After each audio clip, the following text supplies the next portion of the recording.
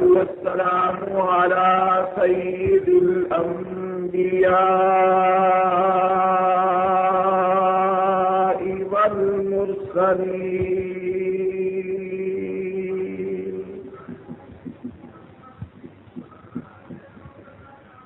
وعلى آله وصحبه أجمعين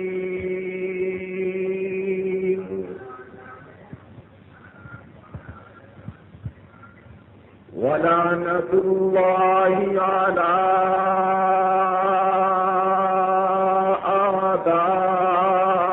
أعدائهم من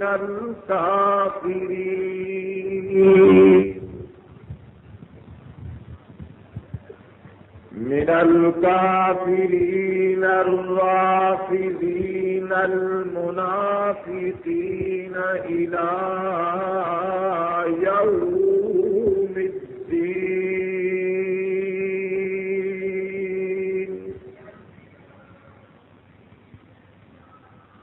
أما بعد، أعوذ بالله من الشيطان الرجيم. بسم الله الرحمن الرحيم.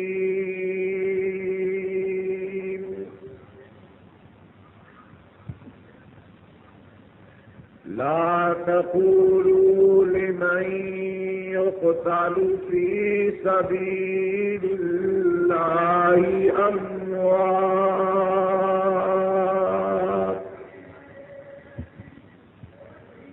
بل أحياء ولكن لا تشعرون.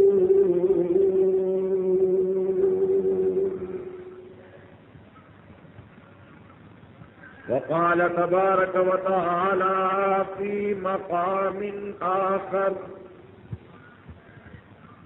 لا تحسبن الذين قتلوا في سبيل الله أمواتا بل أحياء عند ربهم يرزقون.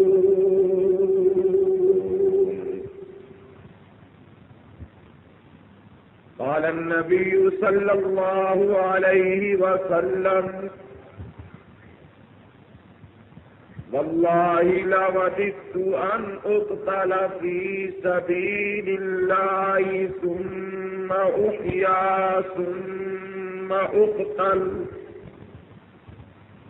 ثم أحيا ثم أقتل ثم أحيا ثم أقتل.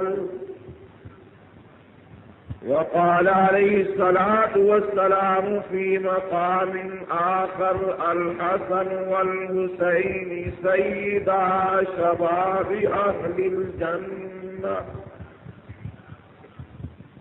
صدق الله وصدق رسوله النبي الكريم، ونحن على ذلك لمن الشاهدين والشاكرين والحمد لله رب العالمين.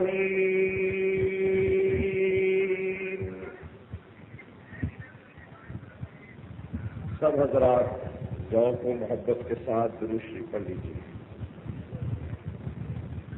اللهم صل على سيدنا ومولانا محمد وعلى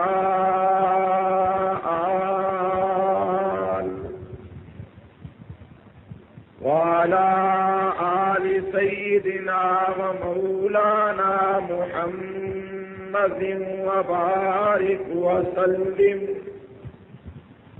يا رب صل وسلم دائما أبدا على حبيبك خير الخلق كلهم.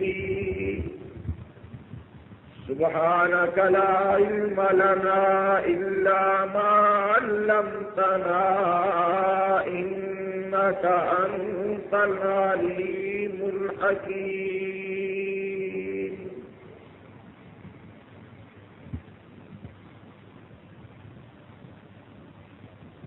مجلس کرام، معزز علماء کرام، حاضرین مکرم، بزرگوں،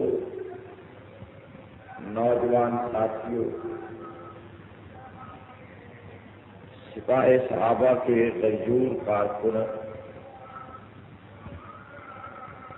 اور جہاں تک میری آواز پہنچ رہی ہے سماعت فرمانے والی اسلامی ماؤں، بہنوں، بیٹیوں، آج محرم الحرام کی 10ویں شب کو سن ہجری 1405 میں، سن ہجری 1415 میں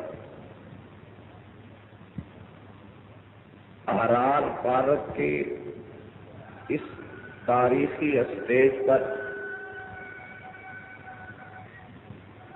شہدائے اسلام کے عنوان سے معنون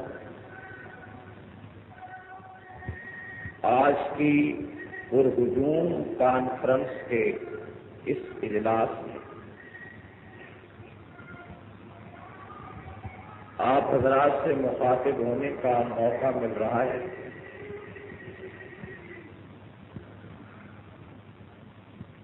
میں نے آپ حضرات سے گزشتہ شب وعدہ کیا تھا اللہ کی عنایت اور خاص فضل کے ساتھ میں آپ حضرات کے سامنے ایک ایسے عنوان پر گفتگو کروں گا جو عنوان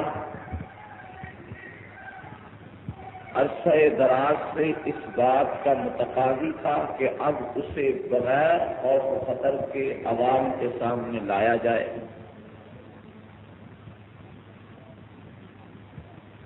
اور میں یہ بھی محسوس کرتا ہوں کہ جس طرح میری ایک تقریر اللہ کے فضل سے شیعت کے ناک پہ ایسی لڑی ہے کہ آج تک شیعت ناک رگڑ رہی ہے، میری آج کی یہ دوسری تقریر بھی شیعت کی ٹیوبوں سے ایسے ہوا نکال دے گی کہ اب اس کی گاڑی زیادہ سفر نہیں کر سکے گی۔ اور پاکستان میں یہ تعصب جو لاشعوری طور پر پھیلا دیا گیا ہے کہ محرم کے 10 دن شیعہ کے ہیں،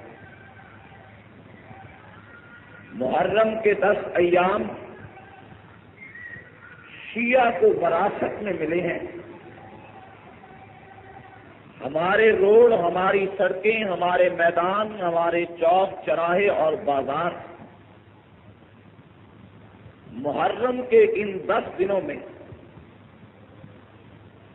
ایسے لگتے ہیں جیسے جہیز میں انہیں الاٹمنٹ کر کے دے دیے گئے۔ یہ تاثر بھی انشاءاللہ العزیز میں آج کی تقریر میں ظاہر کر کے چھوڑوں گا کہ محرم کا شیعہ سے کوئی تعلق نہیں، اور یہ تاثر جو ہماری قوم کے اندر پھیلا ہوا ہے کہ شیعہ ان دنوں میں حضرت حسین رضی اللہ تعالیٰ عنہ اور شہدائے کربلا سے محبت کا اظہار کرتے ہیں، آپ کی یاد مناتے ہیں، آپ پر ٹوٹنے والے ظلم پر تعزیت کرتے ہیں اور آپ کے ساتھ ہونے والی زیادتیوں کی مذمت کرتے ہیں، حضرت حسین کے کردار اور کارناموں کو اجاگر کرتے ہیں۔ یہ تاثر بھی ہم ہر سے غلط کی طرح اب مٹ جانا چاہیے کہ تاریخی حوالوں سے اور حقائق کے ذریعے سے، خصوصیت کے ساتھ شیعہ کی کتب کے ذریعے سے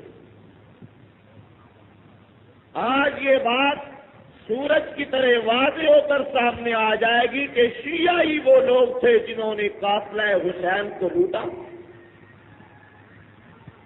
شیعت ہی ان ڈاکوؤں، چوروں اور لٹیروں کا گروہ تھا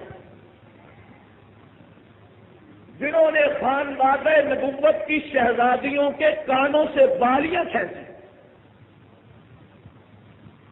شیعت ہی کے وہ چودھری، وہ وڈیرے اور سردار اور لٹیرے تھے جنہوں نے حسین کی چھوٹی بچی کے پاؤں سے پازیبیں توڑ کر نکالی، شیعت ہی کے گرو گھنٹال کے وہ لوگ جنہوں نے قافلہ حسین کو کرتو بلا کی وادیوں میں اس طرح تڑپایا کہ جس کی مثال کائنات میں نہیں ملتی۔ میرے پاس تمام کا تمام مواد شیعہ کی کتابوں کی شکل میں آج میز پر موجود ہے، اور میں اپنے ایک ایک حوالے پہ چیلنج کروں گا، کوئی بھائی کا لال میری آج کی تقریر کی کیسٹ کو لے کر تقریر میں دیے ہوئے کسی حوالے کو یہ ثابت کر دے کہ شیعہ کی کتاب کا حوالہ نہیں، یہ ثابت کر دے کہ حوالہ غلط ہے، حقیقت میں ایسا نہیں، اسے ایک ایک حوالے پر میں اتنا بڑا انعام دینے کا اعلان کرتا ہوں کہ اسے ایک ایک حوالے پر میں اپنی جان لکھ کر دیتا ہوں کہ اگر ایک حوالہ کرے تو مجھے گولی مار دی جائے،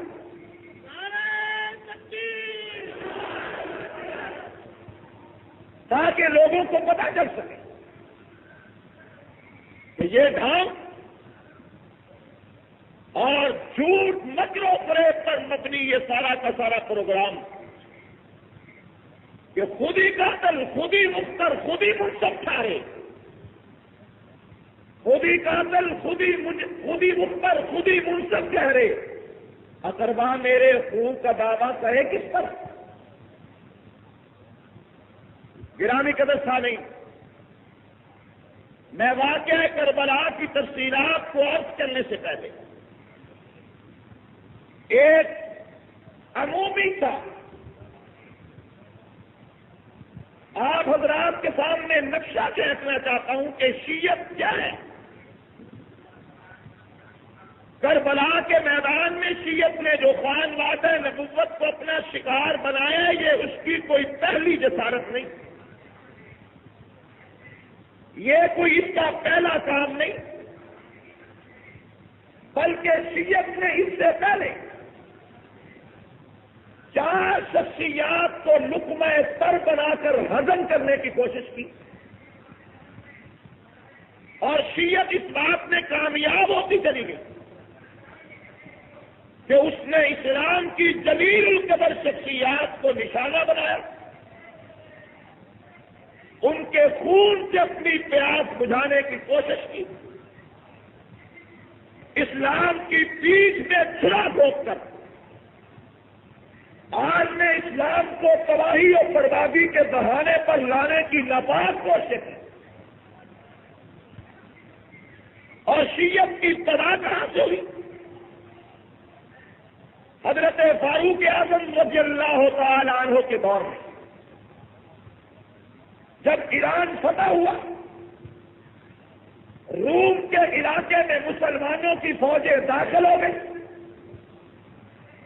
یہودیت کو جزیرہ عرب سے نکال دیا گیا،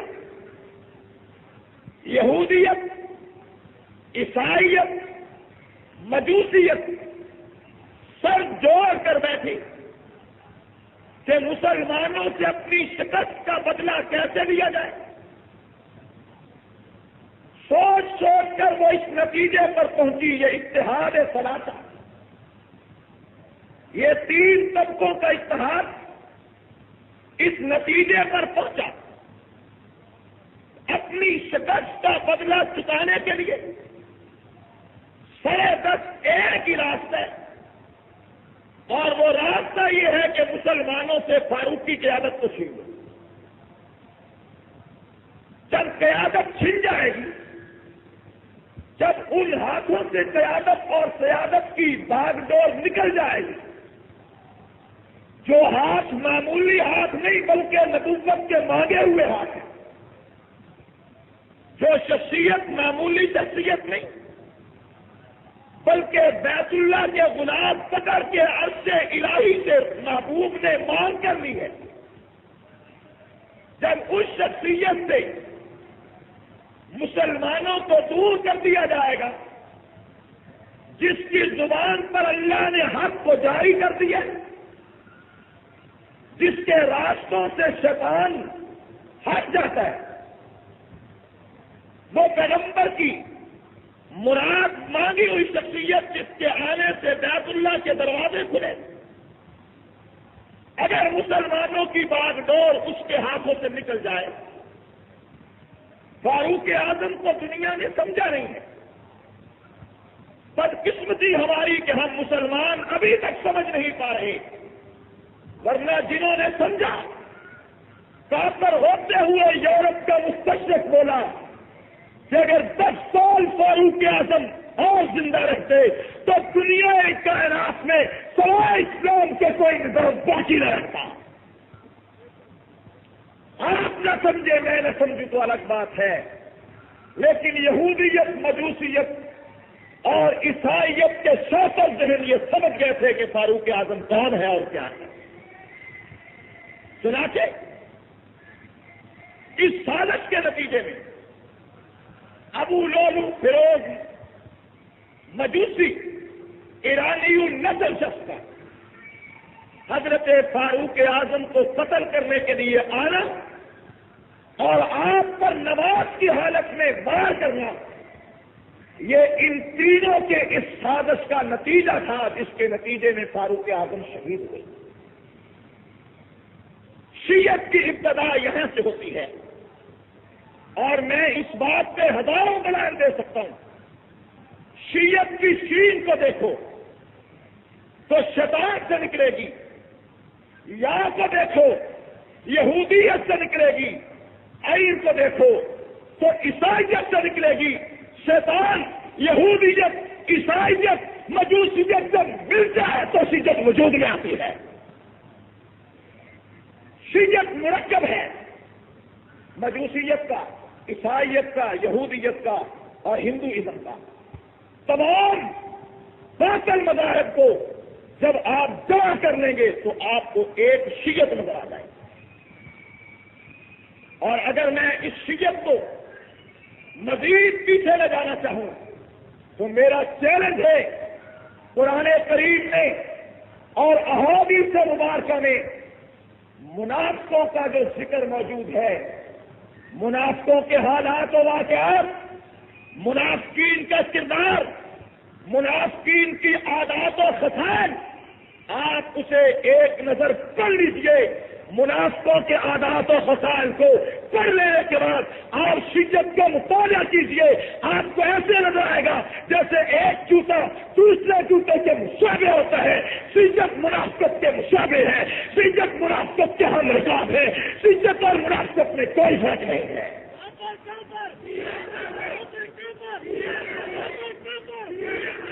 قرآن کو پڑھ کے دیکھیے، جب مومنوں سے ملتے ہیں تو کہتے ہیں آمنا، ہم ایمان لائے۔ جب کافروں سے ملتے ہیں کہتے ہیں ہم تمہارے ساتھ ہیں، ہم تمہارے ساتھ ہیں۔ اور ادھر ان کے چہروں کو دیکھو تو جن کا شام ہم، ان کا جسم، ان کے جبے کپے دیکھ کر آپ تعجب میں پڑ جائیں۔ اور اگر ان کی بات سنیں کأنہم خشب مسندہ، باتیں ایسے کریں گے جیسے ان کے منہ سے موتی جھڑ رہے ہیں۔ لیکن اللہ اعلان کرتے ہیں وَلَٰكِنَّ الْمُنَافِقِينَ لَا يَفْقَهُونَ وَلَٰكِنَّ الْمُنَافِقِينَ لَا يَعْلَمُونَ۔ میں رب کہتا ہوں یہ منافق کسی بات کی سمجھ نہیں رکھتے۔ اور دوسری جگہ کہا گیا یہ منافق لا سچ جھوٹے ہیں۔ یہی منافق ہے جو اصلی کافر ہے، یہی وہ منافق ہے جن کے ساتھ پیغمبر نے جہاد کر رہے، یہی وہ منافق ہے ان المنافقین فی الدرک الاسفل من النار، جن کے لیے میں نے جہنم کا آخری طبقہ تیار کر رکھا ہے۔ یہی وہ منافق ہے جنہیں قرآن کہتا ہے کہ اے میرے پیغمبر تیرے پاس آتے ہیں تو آ کر کہتے ہیں ہم گواہی دیتے ہیں آپ اللہ کے اللہ فرماتا ہے میں گواہی دیتا ہوں کہ منافق جھوٹ بولتے ہیں، میں گواہی دیتا ہوں کہ منافق جھوٹ بولتے ہیں۔ اور منافقوں نے کیا کہا تھا کہ آپ اللہ کے بولو آپ اللہ کے، اب بتلاؤ حضور اللہ کے رسول تھے یا نہیں تھے؟ حضور اللہ کے رسول تھے یا نہیں تھے؟ تو منافقوں نے کہا ہم گواہی دیتے ہیں آپ اللہ کے، تو منافقوں نے سچ کہا یا جھوٹ کہا؟ زور سے بولے کیا کہا؟ سچ کہنے والے ہاتھ کھڑے کرو پہلے۔ منافقوں نے سچ کہا یا جھوٹ کہا؟ جو کہتے ہیں سچ کا ہاتھ کھڑے کرو، اچھا جو کہتے ہیں جھوٹ کا ہاتھ کھڑے کرو۔ منافقوں نے کہا ہم گواہی دیتے ہیں آپ اللہ کے، اللہ نے فرمایا میں گواہی دیتا ہوں کہ یہ جھوٹ بولتے ہیں۔ کیا مطلب کہ منافق جھوٹے ہیں، ہم رب کی بات مانیں گے۔ کیوں؟ یقولون بافواہہم ما لیس فی قلوبہم، یہ اپنے منہ سے وہ کچھ کہتے ہیں جو ان کے دلوں میں نہیں ہے، جو ان کے دلوں میں۔ اور آج تقیہ کے طور پر شیعہ اپنی زبان سے وہی کچھ کہتا ہے جو شیعہ کے دل میں نہیں ہے، زبان سے وہ کہتا ہے۔ بہرحال بات بہت آگے چلی جائے گی۔ شیعت کا پہلا شکار فاروق اعظم رضی اللہ تعالیٰ عنہ کی ذات سے، آپ شہید ہو گئے۔ آپ کی شہادت کے بعد منصب خلافت پر کون تشریف لائے؟ حضرت عثمان غنی سب کا رضی اللہ تعالیٰ عنہ۔ بھئی میں نے ابتدا ایسا ہی کرنی ہے نا، تاکہ بات آپ کو سمجھ آئے، پھر انشاءاللہ جب تیسرا گیئر لگا تو آپ خود بخود اچھلتے چلے جائیں گے۔ تاریخی واقعات کو سمجھانے کے لیے کچھ پس منظر بیان کیا جاتا ہے، کچھ حقائق کو سمجھانے کے لیے اسے جسے آپ کہتے ہیں کہ پس منظر، بیک گراؤنڈ، یہ چیزیں جب تک سامنے نہ لائی جائیں تو بات عقل میں نہیں آتی۔ شیعت کا دوسرا شکار حضرت عثمان غنی بنے، پھر ان کے خلاف کوفہ، بصرہ، شام، کہاں کے لوگ؟ کوفہ کے، بصرہ کے، شام کے عیسائی، بصرہ کے یہودی، کوفہ کے مجوسی، وہی نسل۔ اور اب اس نسل کو باضابطہ عبداللہ ابن سباب منظم کر چکا تھا۔ اس نے باضابطہ گھوم پھر کر ان میں ایک ایسا نظم پیدا کر دیا تھا جو حضرت عثمان غنی کے خلاف سازشوں میں مصروف تھا۔ پہلے تو اس نے گورنروں کی شکایتیں کرنا شروع کر دی، آپ کے والیان مملکت کی شکایات، اور آپ کی طرف سے جو نمائندے ہوتے تھے ان کی شکایت ہوتی تھی۔ آج ایسے صاحب فلاں کو بدل دیجئے، دوسرے طرح نہیں جناب اب اس کو بدل دیجئے، اب اس کا تبادلہ کر دیجئے، اب اس کا ٹرانسفر کر دیجئے۔ یہ جو سیاسی تبادلے اور ٹرانسفر شروع ہوئے ہیں، یہ سب سے پہلی خباثت اور پہلی چاٹ شیعت کی تھی جس نے یہ تبادلوں اور ٹرانسفروں کا سیاسی رویا نہیں جناب اب یہ ہمارے مزاج کے موافق نہیں ہے، یہ ہمارے خیال نہیں کرتے، فلاں کو ٹرانسفر کر دیجئے، فلاں کو تبدیل کر دیجئے۔ یہ آغاز تھا شیعت کا، یہ آغاز تھا۔ اور پھر چلتے چلتے یہ لوگ حج کے موسم میں جب مسلمان مکہ چلے گئے تو انہوں نے مدینے میں آ کر محاصرہ کر لیا، مدینے کا گھیراؤ کر کے اب مطالبہ کیا کہ پہلے تو گورنر تبدیل ہوتے تھے، اب امیر المومنین کو بھی تبدیل ہونا چاہیے۔ حضرت عثمان غنی سے یہ مطالبہ کیا کہ آپ بھی ٹرانسفر ہو جائیں، آپ بھی اپنی خلافت سے دستبردار ہو جائیں، خلافت کسی اور کو دے دیجیے۔ فرمایا کیوں؟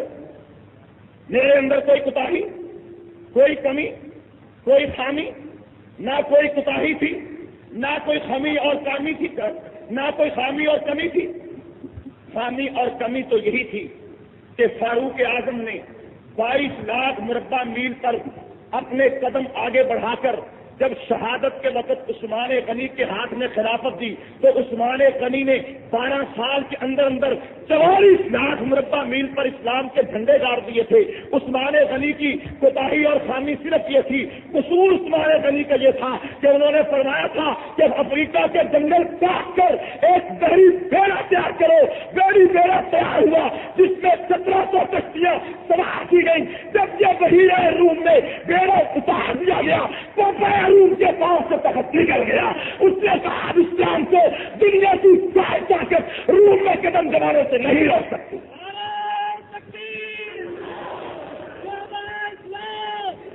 حضرت عثمان غنی کا یہ قصور تھا جو ان کو ایک آنکھ نہیں بھاتا تھا، لیکن جب مسیح ہوئے نہیں جناب خلافت چھوڑے تو حضرت عثمان غنی نے فرمایا آج بھی میرے کانوں میں پیغمبر کے وہ الفاظ رس بول رہے ہیں کہ عثمان اللہ تجھے ایک قمیض پہنائے گا، لوگ کہیں گے قمیض اتار دو، لیکن یاد رکھنا صبر کرنا، قمیض نہ اتارنا.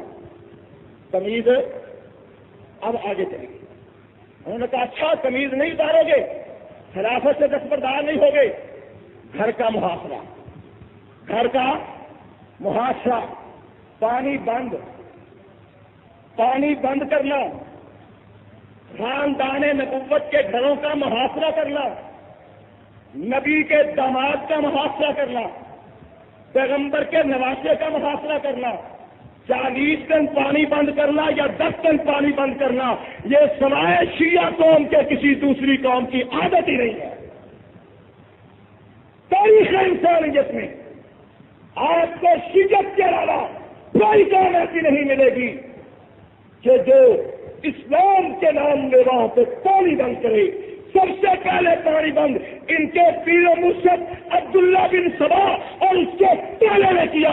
دوسری مرتبہ پانی بند کر دو بلا کی پارٹیوں میں کوفہ کے شیعوں نے کیا اور ابن زیاد کی سرکردگی میں کیا اور اس کی ہدایت میں کیا. پہلی مرتبہ انہوں نے عثمان کو ترپایا، دوسری مرتبہ حسین کو ترپایا.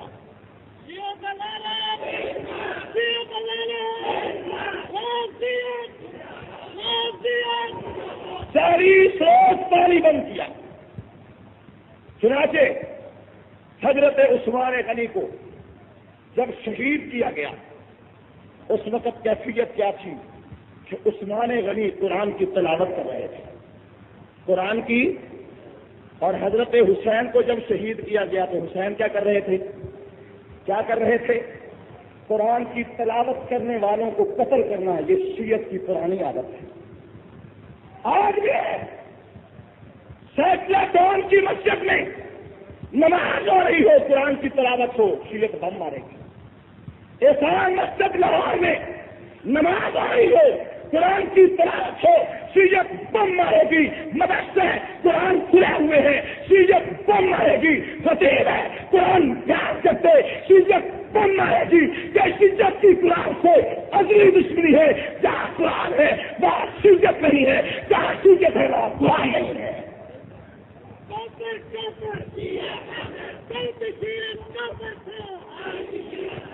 حضرت عثمان غنی شہید ہو گئے. میں اس کی تفصیلات میں نہیں جاتا. یہ شیعت کا دوسرا شکار تھا. اب شیعت حضرت علی کے پاس آئی، آپ بیعت لیں، اب آپ کو خلیفہ مانتے ہیں. شیر خدا نے، برادر پیغمبر نے، حسنین کے ابو نے، فاطمۃ الزہرا کے شوہر نامدار نے فرمایا تمہاری ویلیو کیا ہے؟ تم کہاں آتے ہو؟ مجھے خلیفہ بنانے والے، مجھے خلیفہ بنانے کا اشرا مبشرہ کریں.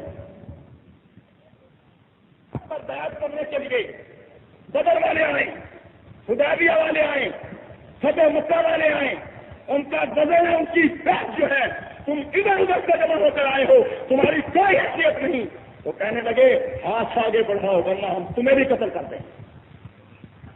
حضرت علی کو اس انداز میں جب جمال بنانے کی کوشش کرتے، بلیک مول کرنے کی شیر خدا کو کوشش کرنے والی کام بھی شیعہ.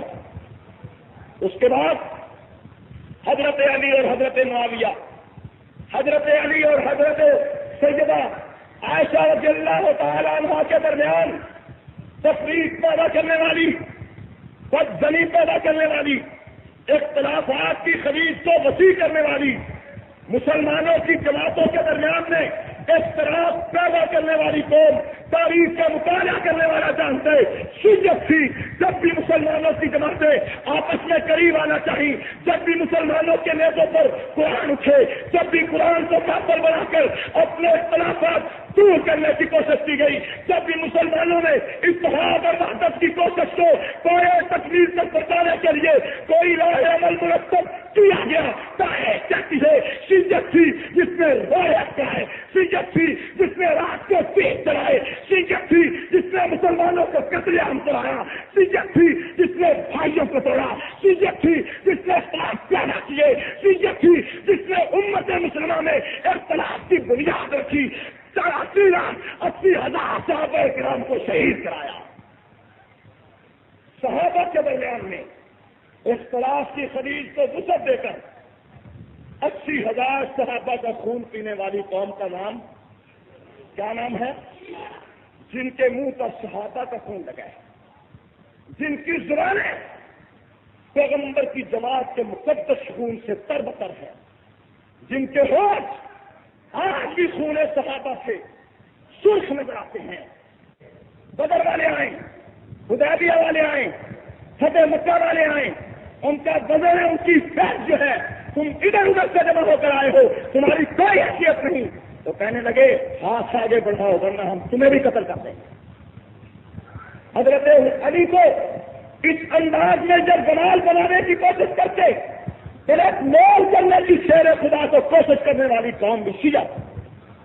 اس کے بعد حضرت علی اور حضرت معاویہ، حضرت علی اور حضرت سیدہ عائشہ رضی اللہ تعالی عنہا کے درمیان تفریق پیدا کرنے والی، بدزنی پیدا کرنے والی، اختلافات کی خلیج کو وسیع کرنے والی، مسلمانوں کی جماعتوں کے درمیان میں اختلاف پیدا کرنے والی قوم، تاریخ کا مطالعہ کرنے والا جانتے شیعت تھی۔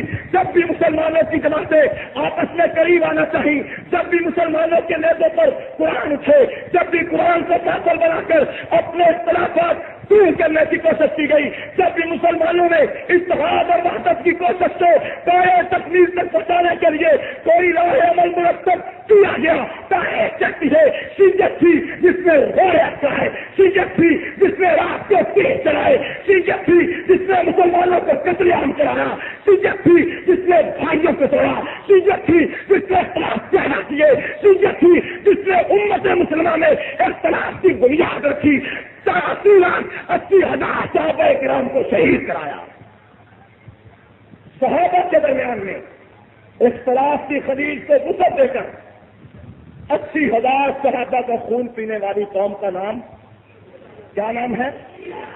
جن کے منہ پر صحابہ کا خون لگا ہے، جن کی زبانیں پیغمبر کی جماعت کے مقدس خون سے تربتر ہیں، جن کے ہوش آج بھی خون صحابہ سے سرخ نظر آتے ہیں۔ آج وہ یہ کہیں ہم مومن ہیں، آج وہ یہ کہیں ہمیں بھائی بنا لیا جائے، جہاں تم سے کر کے چلے آؤ اور تمہارے ثابت لوگ قبروں سے نکل کر باہر آ جائیں، جبریل میں کہیں تمہارے ساتھ ہو، تم کل بھی کافر تھے، تم آج بھی کافر ہو، تم کل بھی دشمن تھے، تم آج بھی دشمن ہو، رہتی دنیا تک تمہارا کوئی تعلق نہیں ہے۔ پاکستان میں رہنا ہوگا،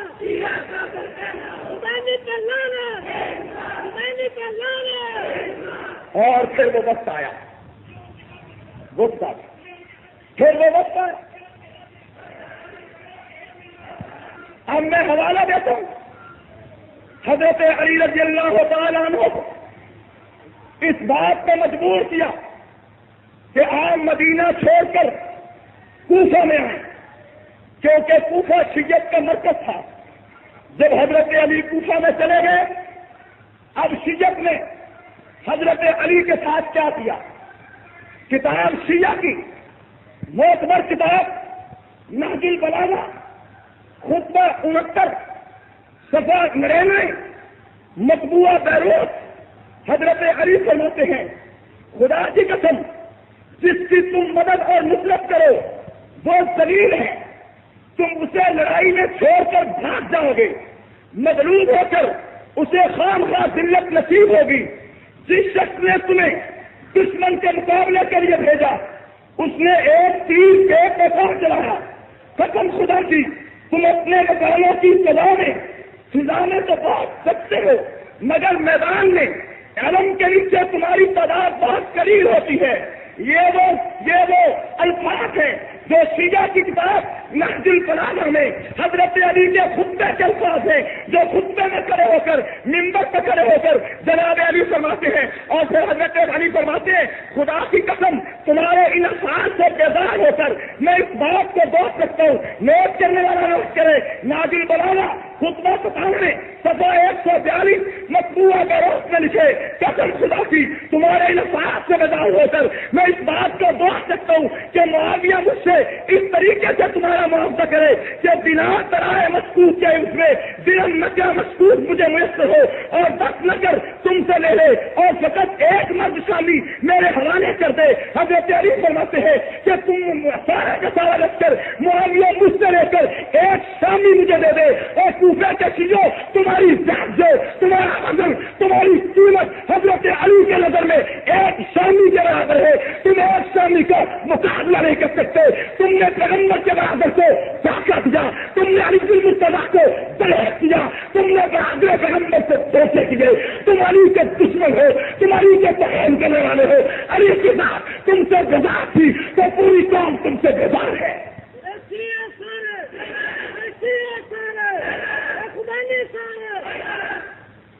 اور یہ بےغیرت کا لفظ میں نے نہیں حضرت علی نے نہج البلاغہ میں شیعہ کے لیے استعمال کیا. اور آگے چل کر حضرت علی اور فرماتے ہیں نہج البلاغہ صفحہ 174 خطبہ نمبر 116. اب تو میری دعا ہے میں اسی بات کو بول سکتا ہوں کہ پروردگار عالم میرے اور تمہارے درمیان میں تفرقہ اندازی کر دے.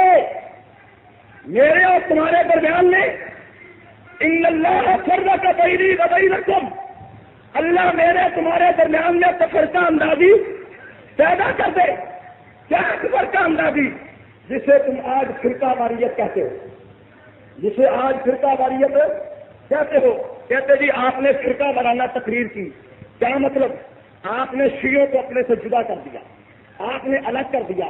ہم پر فرقہ واریت کا لیبل لگا کر ہمیں کوسنے والوں فرقہ واریت کا لیبل لگانا ہے تو علی پہ لگاؤ.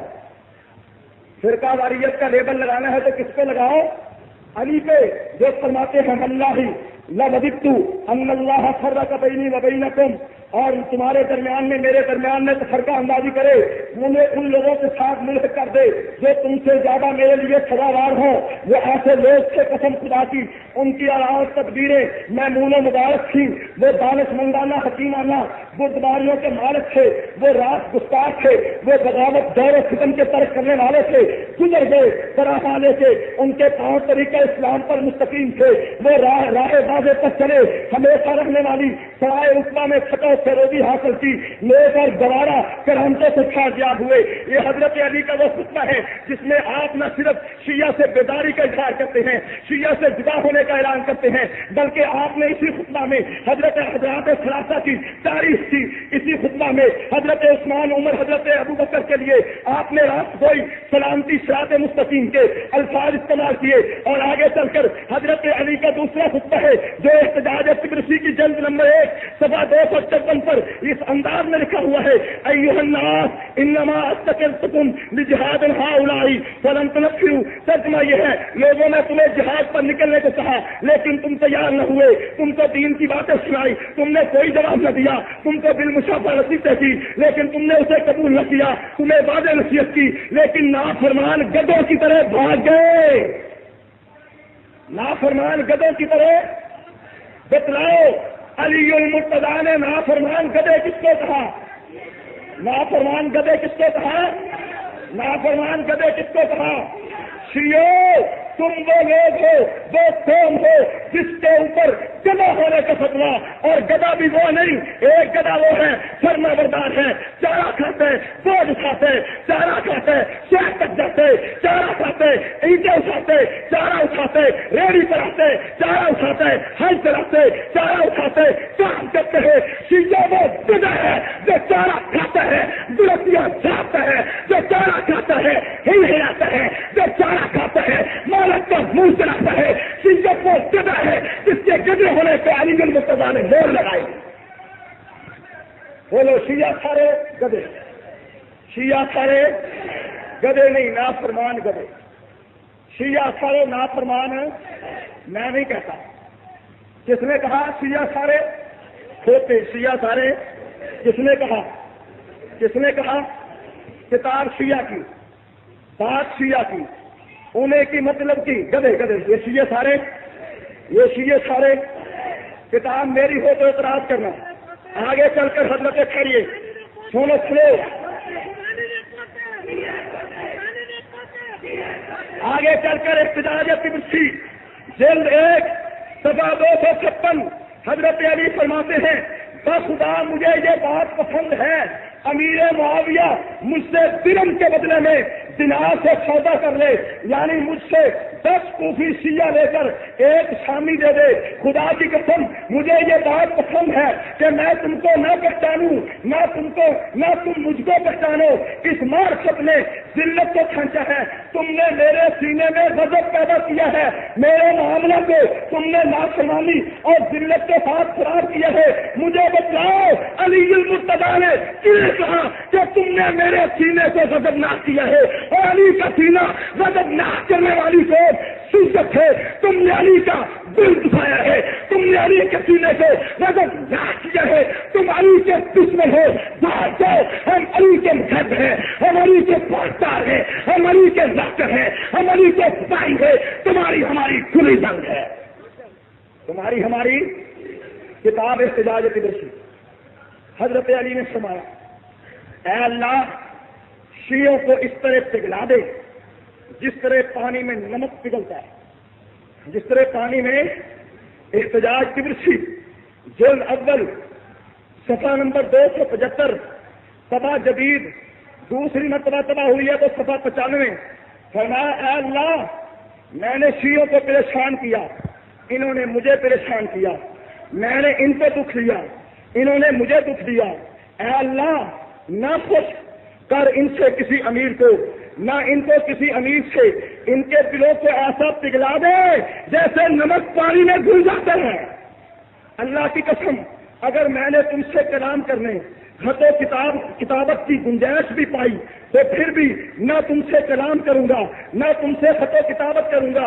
مجھے بتلاؤ شیعہ کی کتاب میں شیعہ کو کلام کرنے سے روکنے کے لیے، خط و کتابت منع کرنے کے لیے کہ اگر مجھے موقع بھی ملا میں خط لکھوں گا، موقع بھی ملا نہ مراسلہ بھیجوں گا، اور مجھے موقع بھی ملا تو میں تم سے کلام نہیں کروں گا۔ یہ کس نے کہا؟ کس نے کہا؟ حوالہ غلط ہو سزا گولی، حوالہ غلط ہو سزا گولی۔ تو جس قوم سے حضرت علی اتنے متنفر کہ تم نے مجھے ذلیل کیا، تم نے میرا دل دکھایا، اللہ تمہیں نمک کی طرح پگھلا دے کھوتے ہو، اللہ تمہیں نمک کی طرح پگھلا دے کھوتے ہو، اور کھوتے بھی نافرمان۔ علی کی زبان سے نافرمان گدھے ذلیل بائی علی کے دشمنی کے لقب پانے والے کیا تلاش کرتے ہو ہم سے؟ کلمات کو صحیح نہ رہے جو علی کے مصطفیٰ کا نعرہ تھا۔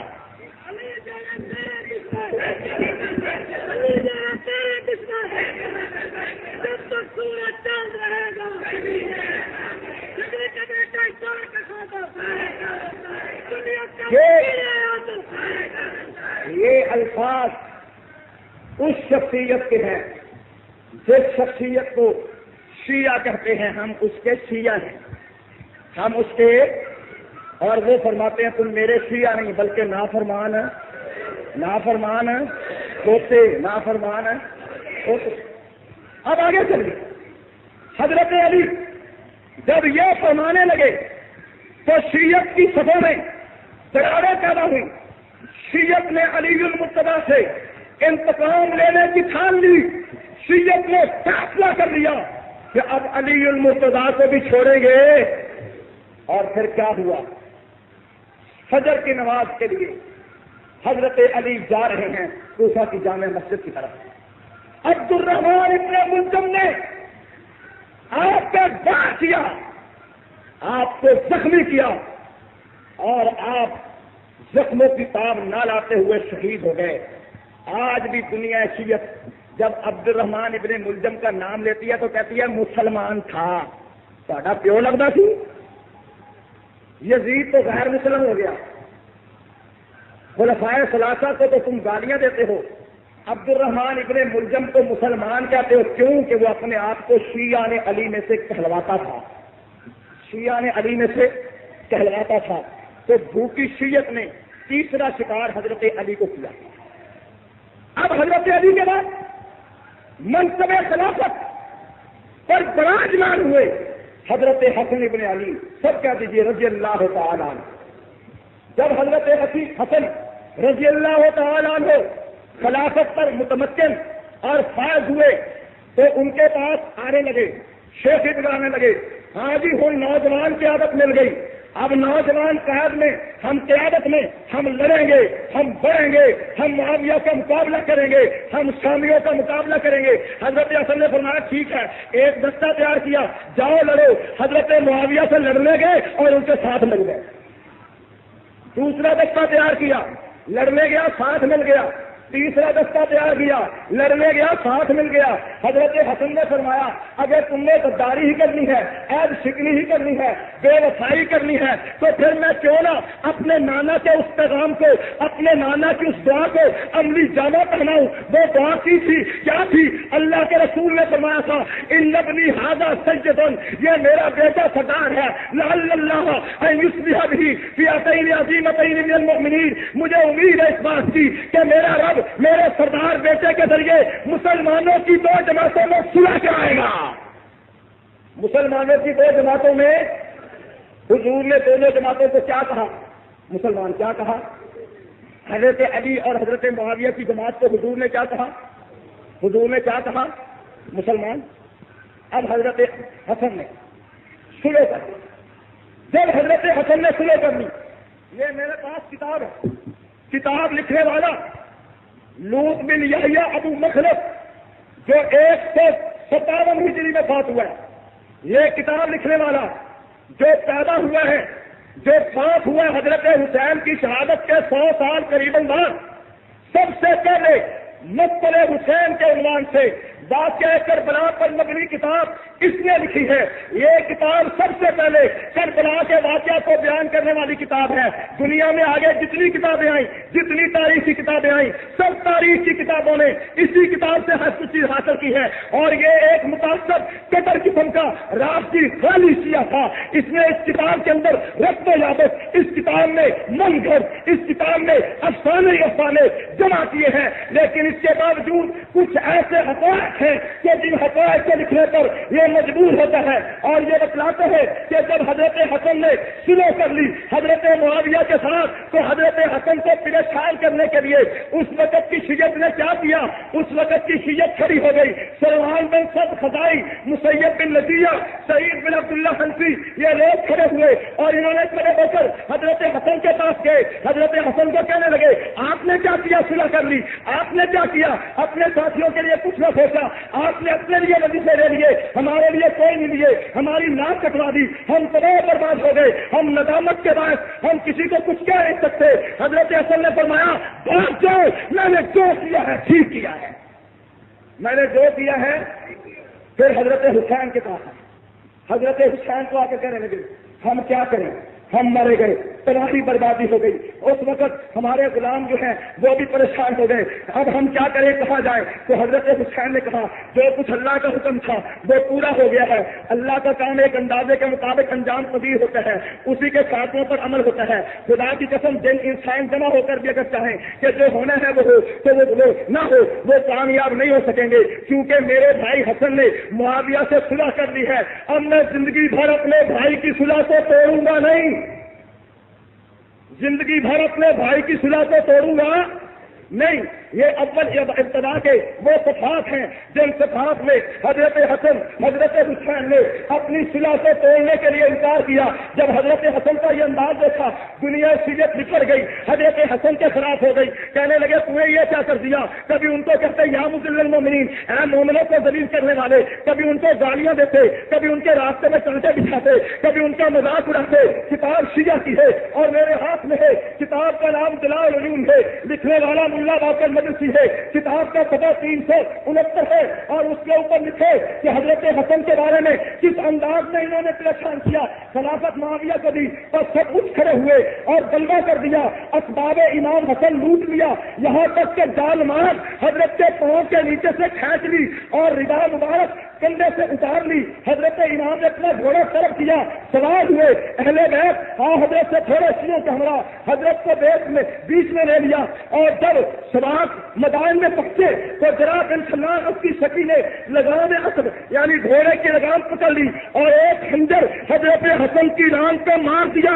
یہاں تک کہ آپ کی ہڈی تک وہ زخم ہو گیا. اور یہاں تک کہ آپس میں مشورہ کرنے لگے کہ حسن کو گرفتار کر کے معاویہ کے حوالے کر دو تاکہ ہمیں انعام مل جائے. مجھے بتلاؤ جلال العلوم کتاب شیعہ کی ملا باقر مدرسی شیعہ مصنف ہے اور لکھتے کہ شیعہ نے حضرت حسن کی چادر چھینک لی, آپ کے پاؤں کے نیچے سے جو لباس چھینک لیا, آپ کا مال و سباب لوٹ لیا, آپ کے گھوڑے کی لگام پکڑ لی, آپ کی ران میں چاقو مار کے اور پیغمبر کے نواسے سے شہید کرنے کی کوشش کی.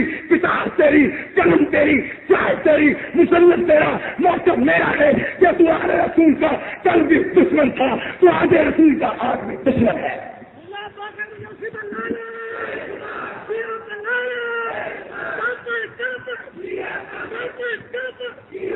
اور جب دیکھا کہ حضرت حسن اپنے موقف سے دستبردار نہیں ہوئے تو زہر دے کر حضرت حسن کو شہید کرا دیا. زہر دے کر حضرت حسن کو شیعہ نے کتنے شکار کر لیے. اب مجھے بتلاؤ, جس قوم کو فاروق اعظم کا حیا نہیں, عثمان غنی کا حیا نہیں, علی مرتضیٰ کا حیا نہیں, حضرت حسن کا حیا نہیں, وہ حسین کا حیا کرے گی؟ حسین کا حیا کرے گی؟ اب آتا ہوں اپنی بات پر کہ شیعہ نے حسین سے کیا کیا. قاتلان حسین کون تھے جن کے ہاتھ حسین کے خون سے رنگین ہوئے؟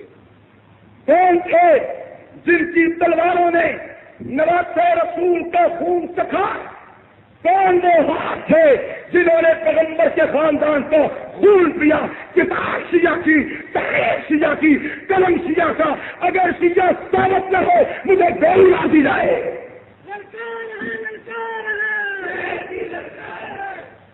حضرت معاویہ فوت ہو گئے, لیکن حضرت معاویہ نے فوت ہوتے وقت اپنے بیٹے یزید کو نصیحت کی. کتاب شیعہ کی مکتب حسین, میں وہ نصیحت پڑھ کے سنانا چاہتا ہوں شیعہ کی کتاب سے, تاکہ آپ کو پتا چلے کہ حضرت معاویہ نے یزید کو کیا کہا تھا اور ان کے عزائم کیا تھے, ان کے دل میں اہل بیت کی عزت اور توقیر کیا تھی. انہوں نے اپنے بیٹے یزید کو لکھا اور معاویہ کا وصیت نامہ مکتب حسین صفحہ 12. کلبی نے ایک روایت کی ہے کہ جب معاویہ کی وفات کا وقت قریب آیا, مرض شدید ہوا, اس وقت یزید اس کے پاس نہیں تھا, وہ حمص کا والی تھا. معاویہ نے قلم دباغ طلب کی اور درج ذیل مضمون لکھا, بسم اللہ الرحمن الرحیم, اما بعد, اللہ نے جو کچھ بھی خلق کیا ہے وہ ایک خاص مدت تک کے لیے ہے. اگر دنیا میں کسی کو رہنے دیا جاتا تو سید الاولین والآخرین اس بات کے زیادہ مستحق تھے. اے بیٹا, میں تمہیں ایک نصیحت کرتا ہوں, اگر تم خیر و خوشی چاہتے ہو تو اس کی پاسداری کرنا. اب اس نصیحت میں شام کے لوگوں کے بارے میں ہے اور آگے چل کر وہ کہتے ہیں کہ اے بیٹا, میں تمہیں وصیت کرتا ہوں 4 شخصوں کے بارے میں. ایک شخص کون ہے؟ عبد الرحمن ابن ابی بکر ہے جو حضرت ابو بکر کے بیٹے ہیں. دوسرے شخص حضرت عبداللہ ابن عمر عمر ہے، تیسرے شخص حضرت عبداللہ ابن زبیر ہیں، اور چوتھے شخص حضرت حسین ہیں. کہتے ہیں چوتھے شخص حسین بن علی ہیں. لوگ ان کو دعوت دیتے رہیں گے یہاں تک کہ ان کو تمہارے مقابلے پر لائیں گے. میرے بیٹے اگر تمہیں فتح نصیب ہو تو رسول اللہ سے ان کی قرابت کا لحاظ رکھنا. اے بیٹے یاد رکھنا، ان کا باپ تمہارے باپ سے، ان کا نانا تمہارے نانا سے، ان کی ماں تمہاری ماں سے بہتر ہے.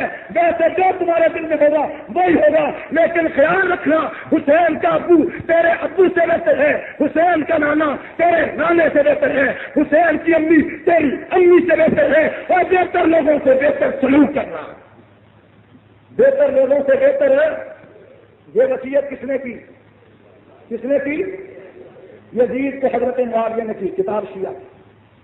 جب شیعہ مانتا ہے کہ حضرت معاویہ کے دل میں حضرت حسین کا احترام تھا، جب شیعہ مانتے ہیں کہ حضرت معاویہ نے، اور پھر صفحہ 12 پر لکھا ہے کہ حضرت معاویہ 10 لاکھ درہم سالانہ حضرت حسین کو دیا کرتے تھے. کتنے؟ تو مہینے کا 80,000 ہو گیا، غالباً 70,000. 70,000 درہم معاویہ ہر مہینے وظیفہ حضرت حسین کو دیتے تھے، اور حضرت حسین 70,000 یا 10 لاکھ درہم سالانہ وصول کرتے تھے. کسی آدمی سے 10 لاکھ درہم سالانہ وصول کرنا یہ محبت، تابع داری، فرما برداری، تعلق اور محبت کی دلیل ہے یا نفرت کی دلیل ہے؟ یہ نفرت کی دلیل ہے یا محبت کی؟ یہ بغاوت کی دلیل ہے یا حمایت کی؟ یہ مخالفت کی تقریر ہے، یہ مخالفت کی تصویر ہے یا موافقت کی؟ کتاب شیعہ. اور پھر حضرت حسین شہید ہو، حضرت معاویہ فوت ہو گئے. حضرت معاویہ کے فوت ہونے کی خبر جب یزید کو ملی، وہ آیا، اس نے سب سے پہلے مدینہ کے والی کو لکھا حضرت حسین سے بیعت لو. حضرت حسین نے انکار فرمایا، مدینہ چھوڑ کر مکہ میں آ گئے. ادھر کوفہ میں جب یہ خبر پہنچی کہ حضرت معاویہ فوت ہو گئے تو کوفہ میں کیا ہوا؟ میرے پاس کتاب مقتل حسین بھی ہے، میرے پاس کتاب احتجاج طبرسی بھی ہے، میرے پاس کتاب منتہی الاعمال بھی ہے، میرے پاس کتاب جلال العیون بھی ہے، اصول کافی، حق الیقین، عین الحیات بھی موجود ہے، شیعہ مذہب کی یہ معتبر کتابیں موجود ہیں. اور سیدس میں حوالہ اس وقت آپ کے سامنے یہ پڑھتا ہوں جلال العیون سے، اور مقتل حسین میں بھی یہی حوالہ موجود ہے کہ جب کوفہ کے شیعوں کو یہ خبر معلوم ہوئی کہ حضرت معاویہ وفات پا گئے تو انہوں نے فوراً سلمان بن سفر، سلمان سرد خدائی کے گھر میں اکٹھ کیا، اجتماع کیا. لوگ آئے اور آ کر وہاں تقریریں ہوئی. تقریریں کرنے کے بعد یہ فیصلہ کیا کہ اب حضرت حسین کو خط لکھیں کہ وہ کوفہ میں چلے آئیں. وہ کوفہ میں آئے، ہمارے بلاوے پہ آئیں، ہماری دعوت پہ آئیں. انہیں کہو حسین تیرے شیعہ تمہیں بلا رہے ہیں، حسین تیرے ابو کے شیعہ تمہیں بلا رہے ہیں، آؤ یزید کے مقابلے میں آؤ. یزید شرابی ہے، یزید فاسق ہے، اس کا باپ تو دنیا سے چلا گیا ہے، اب تو ہمارا لیڈر بن، رہنما بن، اب ہماری قیادت کیجیے. حضرت حسین کے نام اتنے رکے لکھے، اتنے خطوط لکھے. بعض مورخین نے ان خطوں کی تعداد 12,000 لکھی، بعض مورخین نے کوفہ کے خطوں کی تعداد 17,000 لکھی. کتنے خط لکھے؟ 17,000. یہ خط حضرت حسین کے پاس مکہ میں آئے. جو لوگ مکہ میں لے کر آئے ان کے نام بھی موجود ہیں. وہ خط لے کر آئے، حضرت حسین کو دیے، اور پھر ان خطوں میں صرف یہ لکھا تھا اگر آپ نہیں آئیں گے ہم آپ کا دامن رسول اللہ کے سامنے وہ حوض کوثر پر پکڑیں گے. آپ نہیں آئیں گے ہم اللہ کے سامنے عذر کریں گے. آپ نہیں آئیں گے ہم قیامت کے دن اللہ سے کہیں گے ہم نے تو نواسے رسول کو بلایا مگر وہ نہیں آئے. جب اتنے خطوط پہنچ گئے اور آ کر ان کے قاصد اصرار کرنے لگے تو حضرت حسین نے فرمایا مجھے سوچنے کا موقع دو. سوچنے کے بعد حضرت حسین نے فرمایا کہ میں اپنے نمائندے حضرت مسلم بن عقیل کو بھیجتا ہوں. مسلم بن عقیل کوفہ میں جائیں گے، وہاں کے حالات کے بارے میں مجھے بتلائیں گے. جو حالات مسلم بن عقیل بتلائے گا حسین وہی کچھ کرے گا. حسین پھر مقتل حسین والے نے ایک لوگ بن یحییٰ ابو مخلف نے تو یہاں تک لکھا ہے کہ جب مسلم بن عقیل دو رہبر تھے جو رہنما تھے راستہ بتلانے والے، ان کے ساتھ مدینہ سے باہر گئے تو کیا ہوا کہ وہ راستہ بھول گئے، پیاس کی وجہ سے مر گئے۔ حضرت مسلم بن عقیل نے کہا ان دونوں کا مر جانا اس بات کی دلیل ہے کہ یہ بری فال ہے، ہمارے لیے یہ راستہ اچھا نہیں ہے۔ انہوں نے حضرت حسین کو پیغام بھیجا کہ مجھے لگتا ہے ہمارے لیے اس راستے پہ جانا اچھا نہیں کہ دونوں رہبر مر گئے ہیں پیاس کی وجہ سے۔ حضرت حسین نے فرمایا آل رسول خان واقع نبوت یہ بری فال نہیں لیا کرتے، میں تمہیں بھیج رہا ہوں، تمہیں جانا چاہیے۔ حضرت مسلم بن عقیل جب کوفہ میں آئے تو کوفہ میں آتے ہی 12,000 انسانوں نے پہلے دن ان کے ہاتھ میں بیعت کر لی۔ ابھی 2-4 روز گزرے تھے کہ 80,000 کوفی نے حضرت مسلم بن عقیل کے ہاتھ میں بیعت کر لی۔ جب 80,000 شیعہ مسلم بن عقیل کے ہاتھ میں بیعت کر گیا تو حضرت مسلم بن عقیل نے خط لکھا کہ بھائی حسین آ جاؤ، حالات سازگار ہیں، یہ لوگ ٹوٹ ٹوٹ کر بیعت کر رہے ہیں، وفاداری کا اعلان کر رہے ہیں، آپ کے شیعہ ہونے کے دعوے دار ہیں، میرے ہاتھ میں بیعت کر چکے ہیں، آپ آ جائیے۔ ادھر حضرت حسین کو یہ خط مل گیا، ادھر یزید کے لوگوں نے یزید کو خط بھیجا کہ حالات ناموافق ہو گئے ہیں، تو یزید نے فوراً بصرہ سے فوراً ابن زیاد عبداللہ بن زیاد کو کہا کہ جاؤ فوری جا کر کوفہ کا انتظام سنبھالو۔ تو پھر ابن زیاد نے کیا کیا، اس نے سفید کپڑے پہنے، سر پہ کالا امامہ رکھا، سر پہ کالا، زور سے بولو سر پہ کالا۔ تو کالا امامہ رکھنے والا کون تھا؟ ابن زیاد کون تھا؟ شیعہ کا گرو گھنٹال تھا۔ اب جب کالا امامہ رکھ کر ابن زیاد آیا کوفہ میں تو کوفہ میں داخل ہوا، لوگوں نے سمجھا حسین آ گئے، لوگ راستے میں کھڑے ہو گئے تو ابن زیاد چھڑی سے سلام کر رہا ہے، کہتا ہے پیچھے ہٹو پیچھے ہٹو، نقاب اوڑھا ہوا ہے، اوڑھتے یہاں تک کہ وہ قصر خلافت میں جا پہنچا۔ جب قصر خلافت میں گیا، نعمان بن بشیر جو پہلے گورنر تھا اس کو بتلایا کہ مجھے گورنر بنا کر بھیجا گیا ہے، تو معذور ہو چکا ہے، اور پھر اس نے شرفائے کوفہ کو بلایا، ان کو کہا یاد رکھو باز آ جاؤ، میں ابن زیاد آ چکا ہوں، تمہیں یزید کی بیعت کر لینی چاہیے، اگر تم میری مخالفت کرو گے تمہیں بڑی لڑائی سے دو چار ہونا پڑے گا، تمہیں مصائب و علام کو دیکھنا پڑے گا۔ اتنا کہنا تھا، اس نے کوفہ کے لوگوں کو جمع کیا اور کوفہ کے لوگوں کو مسجد میں جمع کر کے اس نے کہا او کوفیوں، میں آیا ہوں تبش سے تمہارے لیے تحفہ لایا ہوں۔ لوگوں نے کہا کیا تحفہ ہے؟ تلوار نکال کے کہنے لگا یہ تحفہ ہے۔ اس کا مطلب یہ ہوا کہ شیعوں کے لیے ہر دور میں تحفہ تلوار ہو تو پھر ٹھیک ہے، تحفہ تلوار ہو تو پھر یہ اور کسی چیز سے نہیں ڈرتے، نہ مذاکرات کا لحاظ کرتے ہیں، نہ وعدے کا لحاظ کرتے ہیں، نہ اپنی تحریر کا لحاظ کرتے ہیں، نہ اپنی تقریر کا لحاظ کرتے ہیں، جب بھی لحاظ کرتے ہیں تو گولی کا لحاظ کرتے ہیں۔ شیعت نے جب بھی کوئی زبان سمجھی تو گولی کی، جب بھی کوئی زبان سمجھی تو وہ کیسے؟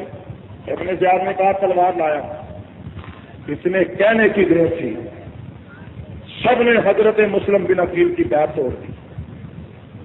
فجر کی نماز کا وقت تھا، حضرت مسلم بن عقیل کے جسم میں درد تھا، وہ تو تشریف نہیں لائے۔ 80,000 جن لوگوں نے بیعت کر لی تھی، مقتل حسین صفحہ 31 پر ہے، ابو مخلص کہتے ہیں کہ اہل کوفہ 10-10 20-20 اس سے زیادہ کی تعداد میں مسلم بن عقیل کے پاس آنے لگے، یہاں تک کہ اسی روز 80,000 افراد نے ان کی بیعت کر لی۔ یہ تو ہے 80,000 لوگ بیعت کرنے والے، اور آگے کیا ہوا؟ جب ادھر سے ابن زیاد آ پہنچا اور ابن زیاد نے آتے ہی کہا کہ یاد رکھو میں تمہارا فیصلہ تلوار کے ساتھ کروں گا۔ اتنا کہنے کی دیر تھی کہ سارے کے سارے لوگوں نے وہ بیعت توڑ دی، اور بیعت توڑنے کے بعد پھر کیا ہوا کہ صبح کے وقت جب حضرت مسلم بن عقیل فجر کی نماز پڑھنے کے لیے مسجد میں داخل ہوئے تو کیا دیکھا کہ مسجد میں ایک بھی آدمی صبح کی نماز میں تو نہیں آئے، لیکن جب ظہر کا وقت ہوا مسجد میں گئے، اذان اور اقامت کے بعد تنہا ہی نماز پڑھی، تنہائی۔ کوفہ کی مسجد میں اذان ہو گئی، کوفہ کی مسجد میں اذان، تکبیر کہنے والا کوئی نہیں، امامت کے لیے مسلم بن عقیل آ گئے، تکبیر کہنے والا، جماعت کی نماز میں شامل ہونے والا کوئی بے غیرت شیعہ نہیں۔ کوئی شخص ان کے ساتھ نماز میں شامل نہ ہوا. جب نماز سے فارغ ہوئے ایک لڑکے کو دیکھا, اس سے پوچھا اے لڑکے اہل شہر کو کیا ہو گیا ہے؟ اس نے جواب دیا اے آقا اہل شہر نے حسین کی بیعت توڑ دی ہے, یزید کی بیعت کر لی ہے. بتلاؤ تلوار دے کر حسین کی بیعت توڑ کے یزید کی بیعت کرنے والے کون تھے؟ کون تھے؟ کون تھے؟ وہی جنہیں حضرت علی نے نافرمان کھوتے کہا. ایک تلوار دیکھی, مسلم بن عقیل کی بیعت توڑ دی. ایک بھی نماز میں نہیں آیا, سارے کے سارے بیعت توڑ کر چلے گئے. اس کے بعد حضرت مسلم بن عقیل پریشان ہو کر مسلم بن عقیل گلیوں میں گھوم رہے ہیں, کوئی دروازہ نہیں کھل رہا. ایک ایک دروازے پر گئے اور مسلم بن عقیل کے لیے, حسین کے بھائی کے لیے, عرب سے آئے ہوئے اسلام کے شہزادے کے لیے, اور مسلم بن عقیل کے بیٹے علی کے بھتیجے کے لیے, حسین کے بچے بعد بھائی کے لیے کوفے کے دروازے بند ہو گئے. یہاں تک کہ حضرت مسلم بن عقیل نے حامی کے گھر پہ گئے اور حامی کے پاس جا کر انہوں نے کہا میں تیرے پاس آیا ہوں. حامی نے کہا کوئی بات نہیں, میں بیمار ہوں. اے مسلم بن عقیل میری بیمار کی خبر ابن زیاد سنے گا, وہ میرا دوست ہے ضرور آئے گا.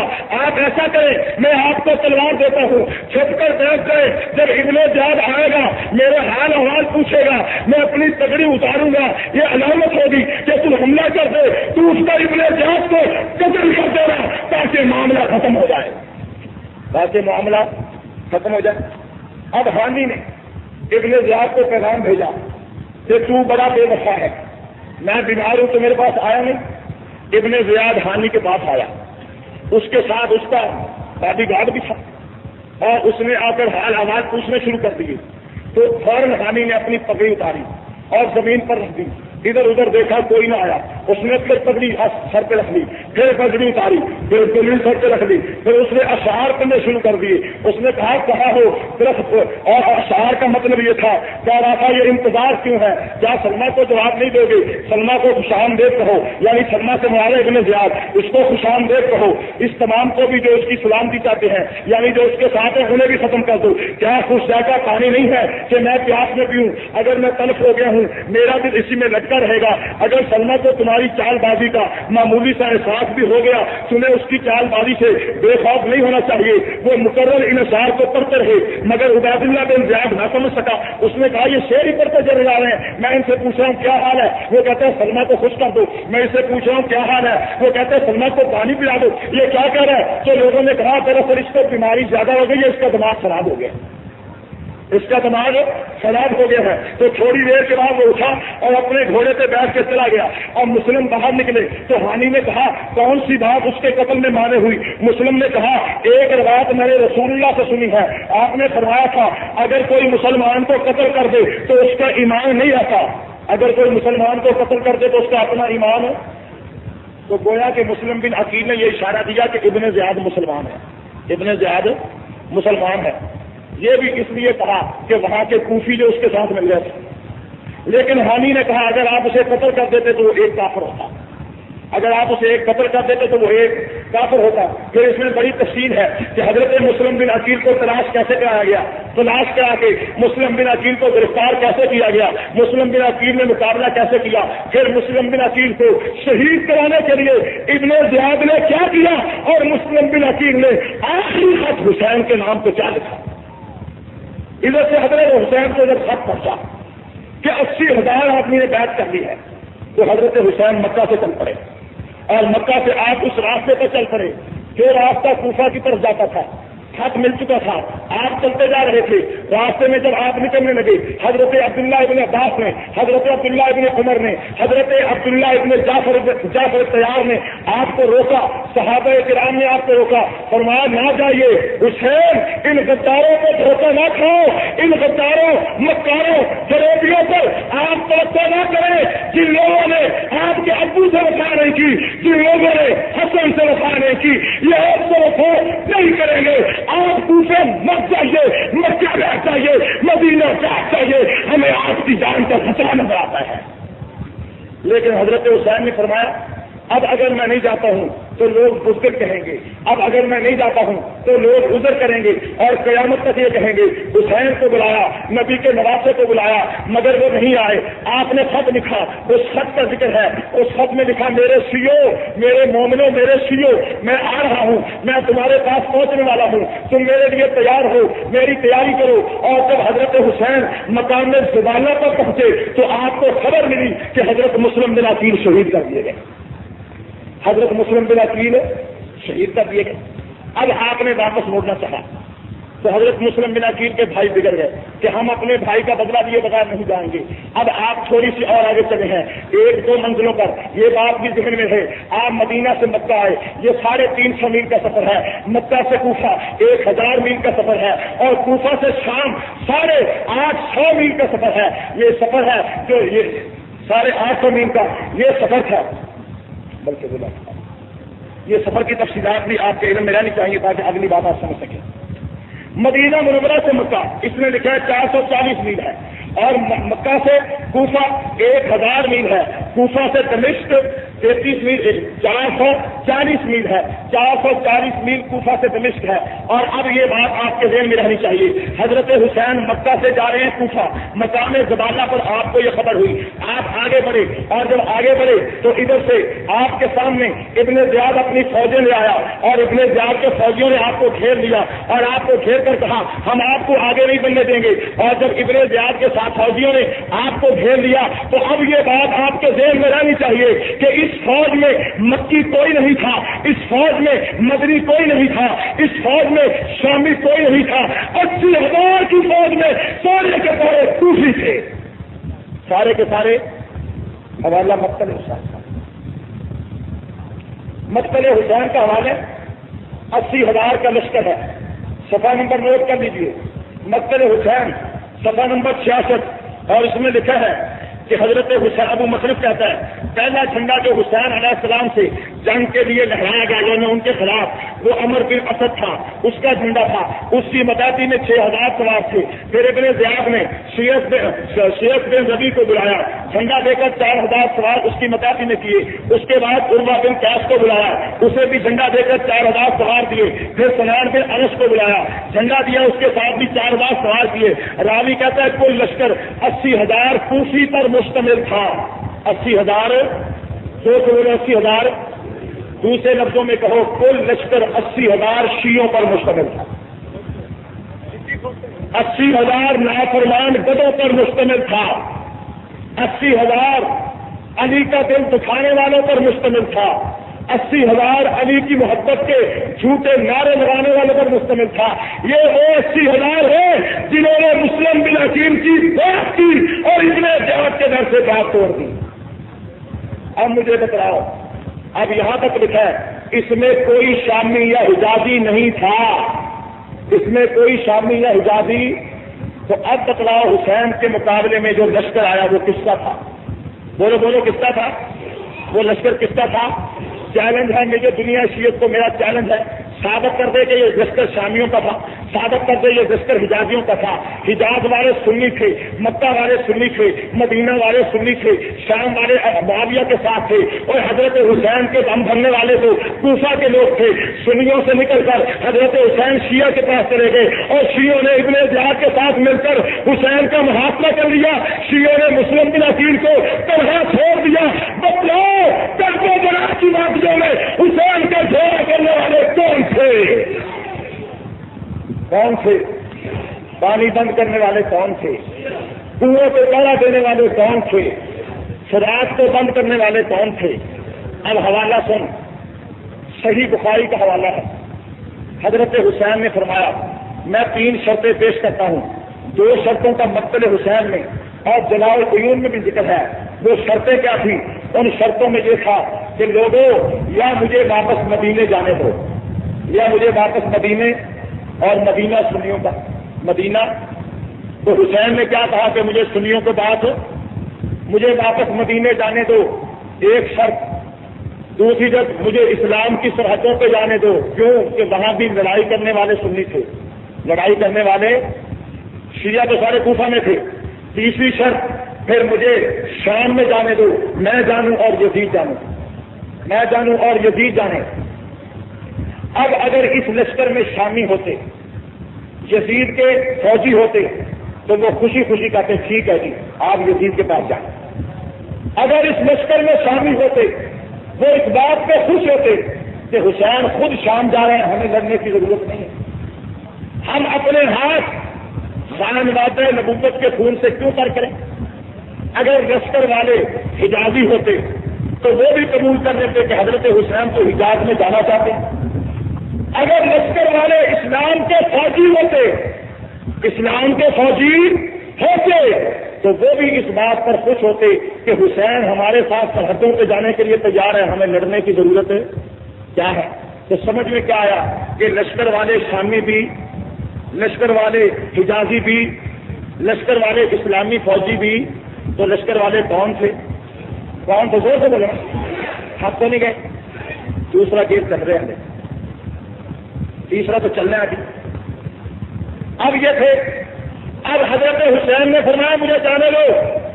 اب جو بات ہے جو علمی بات آپ کے علم میں لانا چاہتا ہوں اور سمجھنے کی بات ہے، حضرت حسین نے جب کوفیوں کی اس حالت کو دیکھ لیا تو آپ نے اپنا رخ بدل لیا۔ رخ مدینہ سے کوفہ کی طرف آ رہے تھے، ابھی کوفہ نہیں پہنچے، کوفہ سے شام کی طرف جو راستہ جا رہا تھا آپ نے کٹ کرتے ہوئے کوفہ چھوڑ دیا، دمشق کے راستے پر شام کے راستے پر چلے گئے۔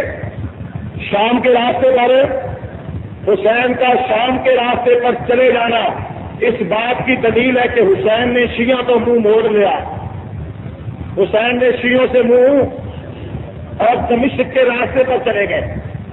آج بھی کہتا ہوں کربلا مکہ سے کوفہ والے راستے پر نہیں ہے، کربلا مکہ سے کوفہ والے راستے پر ہے، بلکہ کوفہ سے دمشق والے راستے پر ہے۔ حضرت حسین جہاں تو کوفہ رہے ہیں، شہید کربلا میں ہو گئے جو دمشق کے راستے پر ہے۔ اس کی بات سمجھو کہ حضرت حسین نے کوفے کا راستہ چھوڑ کر دمشق کا راستہ کیوں اپنایا؟ آپ نے اپنایا تو کوفے والے بے وفا ہو گئے، کوفے والے۔ اب آئیے، جب حضرت حسین کربلا میں آئے اور ان لوگوں نے گھیرا کر لیا، اب حضرت حسین نے نام لیے، او فلاں، او عروہ بن قیس، او شیخ بن ربیع، ادھر آؤ، تم آج فوجیں لے کر آ گئے ہو میرے مقابلے میں، 4,000 فوج لے کر مجھے قتل کرنا چاہتے ہو۔ ظالموں، تمہارے یہ خطوط نہیں، تم نے خط لکھ کے مجھے بلایا، پیغام دے کے بلایا، قسمیں دے کر بلایا، خدا کے واسطے دے کر بلایا، نبی کا واسطہ دے کر بلایا، اور خدا نبی کا واسطہ دے کر بلانے والا بلانے کے بعد دعوت دے کر دعوت کا یہ نتیجہ کہ مجھے قتل کرنا چاہتے ہو۔ لیکن یہ لوگ شام مکر گئے، کہنے لگے سائن وقت وقت کی گل ہوتی ہے، وقت وقت کی بات ہوتی ہے، شیعہ تو نام ہی اسی کا جو حالات کے ساتھ بدل جائے۔ اسی وفاداریاں بدل گئے۔ آپ نے فرمایا پھر میں دمشق جاتا ہوں، میں جا کر تمہاری بات کان بتلاؤں گا۔ اب سنو کہ حضرت حسین کو شہید کیوں کیا گیا۔ حضرت حسین نے 2 بوریاں خطوں کی ڈھیلی، کہا یہ ہے تمہارے خط، تم نے یہ خط لکھ کر مجھے بلوایا، اب میں دمشق جا رہا ہوں۔ جب کوفہ کے شیعوں نے یہ محسوس کر لیا حسین دمشق جائے گا اور یہ خط دکھائے گا، حسین اور یزید دونوں مل کر یہ تسلیم کریں گے کہ ساری خباثت کوفہ کے شیعوں کی ہے، تو کم بختی ہماری آ جائے گی، موت ہماری آ جائے گی۔ اس ڈر سے انہوں نے کہا کہ حسین کو دمشق نہ جانے دو، حسین کو دمشق نہ جانے دو۔ پھر یک بارگی سے حملہ کیا، حملہ کر کے حضرت حسین کے خاندان کو شہید کیا، حملہ کر کے زیادتی کی، اور حملہ کرنے کی حالت کیا تھی؟ شیعہ کی کتاب مقتل حسین سے وہ حوالہ میں آپ کو پڑھ کر سناتا ہوں کہ لوٹ مار کیسے ہوئی۔ حضرت زینب کہتی ہیں وہ لوگ ان 5 خواتین کو لوٹنے کے لیے پڑے، حضرت زینب دختر امیر المومنین فرماتی ہیں میں اس وقت خیموں میں کھڑی تھی، ایک شخص کجی آنکھوں والا خولی جس کا نام تھا خیموں میں داخل ہوا، جو کچھ اسے ملا سب لوٹ لیا۔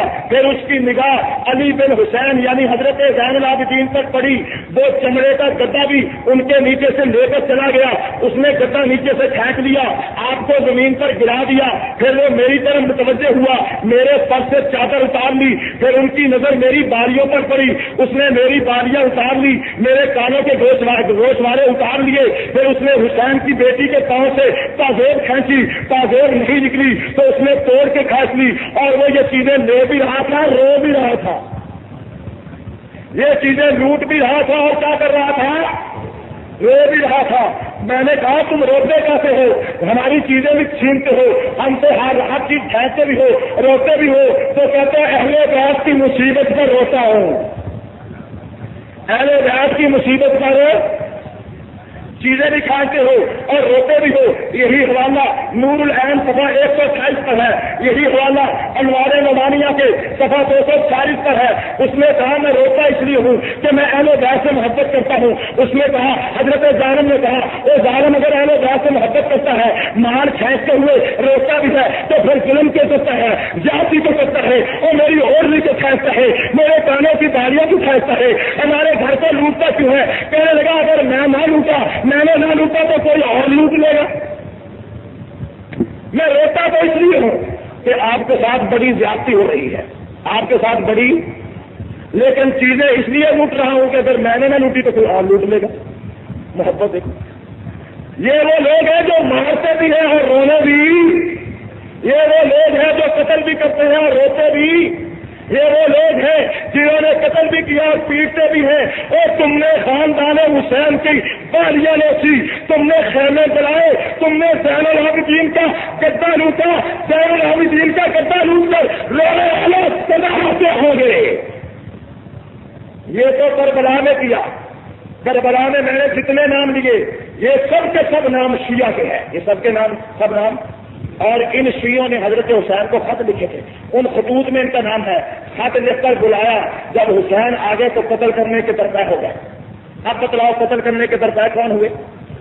اتنی بات سمجھ میں آ گئی؟ کوئی دنیا کی طاقت ہے جو اسے چیلنج کر دے؟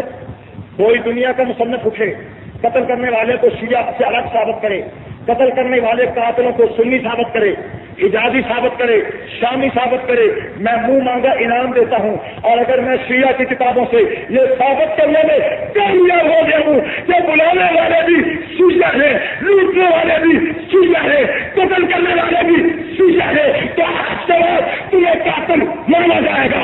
محرم ہمارا ہے، حسین ہمارا ہے، نبوت کا خاندان ہمارا ہے، تم قاتل ہو، تم سے انسانیت لیا جائے گا، تم قاتل ہو، تم سے قصاص لیا جائے گا۔ قاتلوں سے قصاص لیا جائے گا یا نہیں لیا جائے گا؟ لیکن ابھی تسلی نہیں ہوئی۔ آپ کہیں گے قیاس کے ذریعے، منطق کے ذریعے آپ نے تقریر کے زور پر، الفاظ کی بناوٹ پر شیعہ کو قاتل ثابت کر دیا، لیکن گواہی نہیں، گواہی نہیں۔ اب میں گواہی لاتا ہوں، گواہی بھی عام کی نہیں، گواہی بھی ٹیلے کے پیچھے والے راوی کی آواز آئی، آواز آئی، حسین فاطمہ آ گئی، آواز آئی، ٹیلے کے پیچھوں آواز آئی، قاصد آیا۔ میں قاصدوں کی گواہیاں نہیں، ان کے حالت پتہ کیا؟ یہ وہ کون ہے جو ایک طرف سے یہ کہتی ہے کہ 3 دن تک پانی بند تھا، ایک طرف سے یہ کہتی ہے کہ اس دن تک قاسم کی مہندی کھولی گئی تھی۔ بھائی مہندی میں پانی پڑتا ہے یا سوکی لگائی جاتی ہے؟ پانی پینے کو نہیں ملتا تو قاسم کی مہندی میں پانی کہاں سے آ گیا؟ ایک طرف تو کہتی ہے کہ پانی بند تھا، دوسری طرف کہتی ہے کہ 10ویں کے دن حسین نے حلیم پکایا تھا۔ کیا پکایا تھا؟ حلیم بغیر پانی کے پکتا ہے۔ ایک طرف کہتی ہے پانی بند تھا، لیکن دوسری طرف کیا کہا؟ لائیے جی، دوسری طرف دلائل العلوم کہ حضرت حسین نے ایک دن پہلے رات کو دستہ بھیجا، دلائل العلوم نے جو دستہ بھیجا پھانسی کی دلائل، 1 یہ میرے ہاتھ میں فارسی کی جلال العیون ہے، اور جلال العیون کا صفحہ 433 پر لکھا ہوا ہے، حضرت علی اکبر 9ویں تاریخ کو، آج 9ویں تاریخ ہے، 9ویں تاریخ کو ایک دستہ لے کر دریائے فرات پر گئے. جب دریائے فرات پر گئے علی اکبر راپا 6 سوار یعنی 30 سواروں کو لے کر وہ 20 پیادل آدمیوں کو لے کر فرشتاد حضرت حسین نے ان کو بھیجا. چند مشک آب کا نہایت خوف و دین آبربند چند پانی کے مشکیزیں لے کر آئے. بس اہل بیت و اصحاب حضرت کے اہل بیت نے اور حضرت کے ساتھیوں نے کیا کیا، ابھی آپ بیاں شامل اس پانی کو پیا اور اس کو فرمایا کہ یہ تمہارا آخری توشہ ہے. وضو بخالیر و غسل کنیر و جامع ہائے راہ خدرا بپوشید سے کفن ہائے شما خات بود. حضرت حسین نے 9ویں تاریخ کو پانی پیا، 9ویں تاریخ کو پانی سے وضو کیا، 9ویں تاریخ کو پانی سے غسل کیا، 9ویں تاریخ کو پانی سے اپنے کفن دھوئے. اب بتلاؤ کہ 3 دن کی پیاس کہاں گئی؟ کتاب شیعہ ملا باقر مجلسی کی کتاب فارسی جلال العیون صفحہ 433 پر حوالہ نہ ہو سکے. ایک حوالہ مجھے زبان نہیں یاد ہے، مجھے صفحہ یاد نہیں، اس لیے میں بیان نہیں کرتا. وہ حوالہ یہ ہے کہ 10 تاریخ کو حضرت حسین نے اپنے خیمے کے پیچھے نیزہ مارا تو پانی کا چشمہ ابل پڑا. پانی کا کتاب شیعہ کی غالباً جلال العیون ہے. اب جب رات کو بھی پانی پی لیا، صبح کو بھی پانی پی لیا، تو پیاسے حسین کے تذکرے وہاں سے آ گئے. تم نے تو پورا واقعہ مطلب کر دیا، تم نے تو پورا سارے کے سارے کوفے سارے کے سارے ترک و بناسی وادی کے داستان کو تبدیل کر کے رکھ دیا. جو قاتل تھے وہ وارث بن گئے، جو مقتول تھے وہ جارم بن گئے، اور جو تلوار کو چلانے والے تھے وہ مصب بن گئے، جو تلوار کو شہید ہوئے وہ مجرم بن گئے. وہ تلوار اس طرح ہم دعا کرتے رہے، ایک ہی نقطے نے مجرم سے محرم کر دیا. وہ دعا کرتے رہے اور ہم دعا کرتے رہے. ہاں جی، وہ مجرم سے ہم محرم کرتے رہے کہ محرم ہے. دوستو، اس حوالے کے بعد اب میں آخری گواہی لانا چاہتا ہوں. گواہی سینے کے پیچھے کے کافر کی،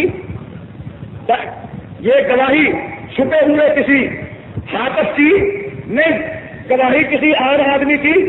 گواہی جلال العیون ملا باقر مجلسی کی گواہی ہے. گواہی کیا ہے کہ جب یہ لٹا پٹا قافلہ اونٹے پر بیٹھا ہوا کوفہ میں پہنچا، کوفہ میں اب یہ کربلا سے کوفہ میں آئے تو کیا لکھا ہے کہ جب یہ آ رہے تھے اس وقت کیا تھا کہ حضرت زین العابدین کے ہاتھ گلے کے پیچھے باندھے ہوئے تھے، بیمار تھے، کمزور تھے، نہیں تھے. اور اسی حالت میں جب وہ کوفہ میں داخل ہوئے تو کیا دیکھا کہ کوفہ کے اور لوگوں نے رونا شروع کر دیا. کوفہ کی عورتوں نے بلند آواز سے ماتم کرنا شروع کر دیا، وہ رونے لگ گئے. جب لالا و فریاد ماتم کی فضا کرتا ہوئی تو حضرت زین العابدین نے آہستہ سے فرمایا یہ کون ہے؟ انہوں نے کہا کوفہ کے لوگ رو رہے ہیں. تو انہوں نے کہا تم ہم پر گریا نوحہ کرتے ہو، لیکن یہ تو بتلاؤ ہمیں قتل کس نے کیا؟ یہ تو بتلاؤ ہمیں قتل ہے. اب آگے کیا فرماتے ہیں؟ سبا 270 نوٹ کر لیجئے. ہم بشیر بن جزنم اصلی کہتا ہے اس وقت حضرت زینب نے اشارتوں کا خاموش رہو، میں بات کرتی ہوں. حالت اضطراب اور شدت میں اس طرح کلام کرتی تھی گویا کہ امیر المومنین یعنی حضرت علی کلام فرماتے ہیں. بس بعد ادائے حمد و ثنا در سید مختار اہل بیت خیال و عزت افراد فرمایا اے اہل کوفہ، اے اہل مکر و غدر و حیلہ، تم ہم پر گریا کرتے ہو اور خود تم نے ہم کو قتل کیا. خود تم نے ہم کو کون کہہ رہا ہے؟ علی کی بیٹی حسین کی بہن حضرت زینب کہہ رہی ہے رونے والوں، پیٹنے والوں، ماتم کرنے والوں، ہوں رونے ہو. کل ہمیں تم نے قتل کیا تھا، کل قاتل بھی تم تھے، کل لٹیرے بھی تم تھے، کل ظالم بھی تم تھے، اور آج رونے والے بھی تم ہو. اور آگے چل کر فرمایا خدا تمہیں قیامت تک روکے رکھے، خدا تمہیں قیامت تک. دوستو، میں نے اپنی بساط کے مطابق شیعہ کی کتابوں سے آپ حضرات کے سامنے پورا پس منظر پورا واقعہ پورا نچوڑ آپ کے سامنے پیش کیا ہے. ابو مخنف کی کتاب کو مختر حسین کو پڑھ لیجیے, جلال العیون کو پڑھ لیجیے, منتہی الاعمال پڑھیے پڑھ لیجیے, احتجاج طبرسی پڑھیے پڑھ لیجیے, عین الحیات کو پڑھ لیجیے, شیعہ کی کسی اور کتاب کو پڑھ لیجیے. ہر کتاب کے مطالعے سے یہ بات واضح ہو گئی کہ 10 محرم الحرام کو کربلا کی وادیوں میں حسین پر تلوار چلانے والی قوم کون تھی؟ جیسے بولو کون تھی؟ قاتلان حسین کون تھے؟ اسباب مال لوٹنے والے کون تھے؟ اور قتل کرنے کے بعد ماتم کرنے والے کون تھے؟ ماتم کرنے والے کون تھے؟ ایک بات کہتا ہوں, شمر کون تھا جس نے حضرت حسین کو ذبح کیا؟ یہ شمر حضرت عباس علمدار کا سطح مانو تھا. حضرت عباس علمدار کا سطح تو یہ بھی شیعہ تھا, یہ بھی شیعہ تھا. شیعوں شمر کو کچھ نہ کہو, ابن زیاد کو کچھ نہ کہو. ابن زیاد کو گالیاں دیتے ہو, وہ تو اکیلا آیا تھا. ابن زیاد کوفے میں اکیلا آیا, اکیلے نے آ کر ایک تقریر کی تو سارے اس کے مرید بن گئے. اس پوری داستان سے کیا معلوم ہوا کہ شیعہ صرف گولی کو مانتا ہے, شیعہ صرف گولی کی آواز سمجھتا ہے, دلائل کی آواز ہے. ایک طرف نبی کے اہل بیت ہوں, ایک طرف ابن زیاد کی تلوار ہو, تلوار کو چومیں گے, اہل بیت کو چھوڑیں گے. اور پھر ایک طرف پیغمبر کا گھرانہ ہو, ایک طرف مال دولت ہو, وقت کا حکمران ہو. یہ وقت کا حکمران کے پیچھے لگ کر نبی کے خاندان کو قتل کر دیں گے. اور اگر انہوں نے کل خاندان نبوت کا, حسین کے بھائیوں کا حیا نہیں کیا تو آج سنیوں کا حیا بھی نہیں کر سکتے. لیکن میں حیران ہو گیا شیعہ کی یہ کتاب پڑھ کر. کتاب نزہۃ الناظر شیعہ کی کتاب ہے. وہ یہ لکھتی ہے کہ امام مہدی کا جائے قرار اس وقت مغرب کے جزیروں میں سے ایک جزیرے میں ہے. اس جزیرے کو علمیہ کہتے ہیں. آپ کی نرینہ اولاد میں طاہر اور حاکم دونوں ان جزیروں میں سے ایک جزیرے پر حاکم ہے. یہ شیعہ کی کتاب جس کا نام ہے نزہۃ الناظر یہ لکھتی ہے کہ امام صاحب, یہ تذکرۃ الائمہ ملا باقر مدرسی کی کتاب میرے ہاتھ میں ہے, وہ بھی یہی کہتی ہے. یہ کتاب بھی صفحہ 121 ہے. یہ کتاب بھی کہتی ہے کہ امام صاحب شام کے جزیروں میں نکل آئے ہیں اور ان کے 2 بیٹے حاکم اور طاہر پیدا بھی ہو چکے ہیں اور شام کے جزیروں میں وہ اس وقت حکومت کر رہے ہیں. شیعوں تم امام کو کامرہ میں تلاش کرو, امام تو مغرب کے جزیروں میں چلا گیا ہے. ایسا کرو مغرب کے جزیروں سے امام کو لے کر آؤ. مجھے تو یہ لگتا ہے کہ امام چاہتا تھا کہ اگر میں ادھر آ گیا تو خدا صحابہ نہیں چھوڑے گی, اس لیے وہ مغرب میں چلا گیا, مغرب میں چلا گیا. اور میں امام سے کہتا ہوں تو مغرب میں رہ, تیری حکومت مغرب میں, ہماری حکومت مشرق میں, ہم صلح کر لیتے ہیں, ہم آپس میں کیوں لڑیں, تو مغرب میں حکومت کر, ہم مشرق میں حکومت کرتے ہیں. شیعہ کو لطف کرنے دو, درمیان میں ان کو مرنے دو, انتظار کرنے دو, خیال رکھنا ادھر نہ آنا. تو امام کی روح آواز دے کر کہتی ہے اعظم طارق ہوں تو میں بالکل نہیں آؤں گا, پہلے تو میں آنا چاہتا تھا لیکن جب سے احرار طارق میں جانچ کھڑا ہو گیا وہ میری توبہ اور میری تو بلاد مغرب میں امام شیعہ کا آگے, لیکن شیعہ ابھی تک اس کو غار میں تلاش کر رہے ہیں. بیوقوف کام دیکھو, غار اتنی ہے, صحیح دیکھنے والوں نے دیکھا کہ اس میں سے ایک بلی بھی نہیں گزر سکتی اور اس میں سے نکلنے امام نے نکلنا. یہ عجیب بات ہے, امام کو بلوں سے سوراخوں سے نکال رہے ہیں. یہ وہ قوم ہے جنہوں نے اپنے اماموں کو سوراخوں میں داخل کر دیا, خود گلیوں میں آ گئے. اور اگر تمہارے امام سوراخوں میں بند ہو گئے تو تم گلیوں میں کیوں ناچنے آئے ہو؟ چلا تمہیں بھی سوراخوں میں بند ہونا پڑے گا, ہونا چاہیے. سوائے صاحب والے اٹھو, عزم کرو, عہد کرو اور اس بات کا حلف اٹھاؤ کہ ہم حسین کے قاتلوں کو معاف ہو. 1400 سال تک بڑا دھوکہ دیا. اور آؤ میرے پاس کتاب.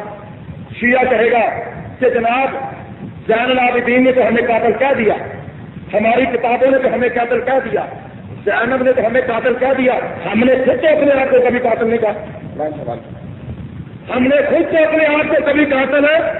تو میں یہ حوالہ بھی بتا دیتا ہوں کہ شیعہ نے مان لیا کہ ہم قاتل ہیں, شیعہ نے تسلیم کر لیا کہ ہم لوگ قاتل ہیں اور اس کے تسلیم کرنے کی پوری کہانی آپ کے سامنے شیعہ کی کتابوں سے ثابت کرتا ہوں کہ شیعہ نے اس بات کو تسلیم کر لینے کے بعد کہ ہم نے حسین کو بلایا، ہم نے خط لکھے، ہم نے رکے بھیجے، حسین نے اپنے بھائی بھیجا تو مسلم بن عقیل کے ہاتھ میں بیعت کر دی، بیعت کر لی تو بیعت ٹوٹ گئی، بیعت کر لی، مسلم بن عقیل شہید ہو گئے، حسین آئے، ہم ابن زیاد سے مل گئے، مسلم بن عقیل کو ہم نے قتل کر دیا، قتل کرنے کے بعد حسین کے خون سے بھی ہم نے اپنی پیاس بجھائی۔ حوالہ نوٹ کیجیے، شیعہ خود اقرار کرتے ہیں کہ ہم نے امام حسین کو بلایا، پھر ہم نے ان پر تلوار چلائی۔ قاضی نور اللہ شوستری مجالس المومنین میں لکھتا ہے، کتاب کا نام کیا ہے؟ مجالس المومنین، کتاب کے مصنف کا نام ہے نور اللہ شوستری سلمان بن سرد فضائی۔ یہ وہ شخص ہے جس کے گھر میں سب سے پہلے کوفہ میں کٹ ہوا تھا کہ حسین کو بلاؤ۔ اس کوفہ کے رہنے والے ہیں، بنو امیہ سے اس کی بغاوت کا سبب یہ ہوا کہ کوفیوں کے ایک گروہ نے مسلم کے ہاتھ میں بیعت نہ کر کے نقض عہد کیا، امام حسین کی شہادت کی نوبت پہنچائی تو سلیمان نے چند ماہ کے بعد متنبع ہوئے، انگشت حسرت دانتوں میں دبا کر اپنے اوپر نفرین کرنے لگے کہ دنیا اور آخرت کا خسارہ ہم کو حاصل ہوا۔ اس کے بعد کہ ہم نے امام حسین کو بلایا اور تلوار ان پر کھینچی، ہم نے امام حسین کو بلایا اور تلوار ان پر، اس میں کہیں یزید کا نام آ رہا ہے؟ یزید سے لانتا کر دے تسی خود لان تو بچ سکتے ہو؟ یزید تو دمشق میں رہتا ہوا، تم نے کوفہ میں بلا کے قتل کیا، تلوار اوپر کھینچی، ہماری بے وفائی سے یہ سب مصیبت ان کو پہنچی۔ ایک جماعت کے سردار 5 شخص تھے، سلمان بن سرد فضائی، مسیب بن نجدہ، عبداللہ بن سال، عبداللہ بن بال، رفاع بن شداد، یہ 5 شخص امیر المومنین کے مشہور اصحاب میں سے تھے، اور جب ان کا ارادہ امام حسین کے خون کے طلب کرنے میں مضبوط ہو گیا تو ایک بڑی جماعت سلمان بن سرد فضائی کے مکان میں جمع ہوئی۔ مسیب بن نجدہ نے جو عمر بن سعد کے ہمراہ کربلا گیا تھا آغاز کلام کیا اور سب لوگوں نے کہا خدا تعالیٰ نے ہم کو دراوی عمر میں مبتلا کر دیا ہے، ہم طرح طرح کے فتنوں میں پڑے ہیں، ناشائستہ کاموں کے ساتھ متہم ہوئے ہیں، اب ہم برے کاموں پر نادم ہیں، چاہیے کہ نوبت و عنابت کے دامن کو ہاتھ میں لے، شاید اللہ ہماری توبہ کو قبول کرے۔ اور اس جماعت میں جو لوگ کربلا گئے تھے وہ اپنا عذر کہتے تھے۔ سلمان بن سعد نے کہا اب کوئی علاج نہیں، ہم جانتے ہیں سوائے اس کے کہ اپنے تلواروں کو میدان میں لائیں، جس طرح بہت سارے بنی اسرائیلوں نے اپنے گلے تلواروں سے خود کاٹ لیے تھے، ہم بھی اپنے گلے تلواروں سے خود کاٹیں، ہم بھی اپنے گلے تلواروں سے۔ اب بتلاؤ، شیعہ نے نہ صرف اپنے آپ کو قاتل تسلیم کیا بلکہ اس نے اپنی سزا بھی تسلیم کیا کی کہ اپنے آپ کو مارو، اپنے گلے تلواروں سے کاٹو۔ لیکن بعد والے شیعہ جو تھے وہ عقل مند تھے، انہوں نے کہا بڑے بے وقوف ہو، تلوار اپنے گلے پہ چلائیں گے تو مر جائیں گے، تو ساری دنیا سے شیعہ ختم ہو جائیں گے اور سنی رہ جائیں گے، ہم نے تو دنیا میں اضطراب پیدا کرنا ہے، تو ایسے کرو گلے نہ کاٹو، تھوڑے تھوڑے پچھلے لگا لو، گلے نہ کاٹو زنجیر کا ماتم کر لو، گلے نہ کاٹو آگ کے ماتم کر لو، گلے نہ کاٹو اپنے آپ کو پیٹ لو، گلے نہ کاٹو سر پھوڑ لو، گلے نہ کاٹو سینہ پیٹ لو، گلے نہ کاٹو پہ توڑے مار لو، گلے نہ کاٹو اندھاروں پہ چل جاؤ، کیوں؟ تاکہ حسین کے قتل کا گناہ بھی جائے۔ آج یہ قوم روتی ہے، کیوں روتی ہے؟ کہ ہمیں حسین کے قتل کا گناہ معاف ہو جائے، لیکن خلاق عالم ایسی قوم کو کبھی معاف بتلاؤ قتل حسین کوئی چھوٹا گناہ، کوئی چھوٹا گناہ ہے جو اس قوم کو معافی مل جائے گی؟ اس لیے اب ہماری حکمرانوں سے یہ درخواست ہے، سپاہ صحابہ کا موقف ہے کہ پورے شیعہ توبہ کے لیے، پورے شیعہ اپنے گناہ کو چھپانے کے لیے اپنے آپ کو مارتے ہیں، اپنے آپ کو پیٹتے ہیں، لیکن ہماری رپورٹ یہ ہے کہ ماتم صحیح نہیں ہوتا۔ اب ہماری رپورٹ یہ ہے کہ جب سے سنیوں نے ماتم دیکھنا بند کر دیا ہے، شیعہ نے پیٹنا کم کر دیا ہے، جب سے سنیوں نے جانا کم کر دیا ہے، شیعہ نے آگے بڑھنا کم کر دیا ہے، جب سے سنیوں نے دیکھنا بند کر دیا ہے، ان کی رفتار میں کمی آ گئی ہے، تو محترم ڈپٹی کمشنر صاحب، آئی جی صاحب، چیف سیکرٹری، وزیر اعظم صاحب، تازہ مطالبہ کہ شیعہ نے پٹنا انہوں کی عبادت ہے، ان کے پیٹنے میں کمی آ گئی ہے، چاقو ہمارے ہاتھ میں، چھری ہمارے ہاتھ میں، تلوار ہمارے ہاتھ میں، کوڑا ہمارے ہاتھ میں، ڈنڈا ہمارے ہاتھ میں، ایسی پٹائی کریں گے گناہ ایک دن میں چھوڑ کر دیں گے۔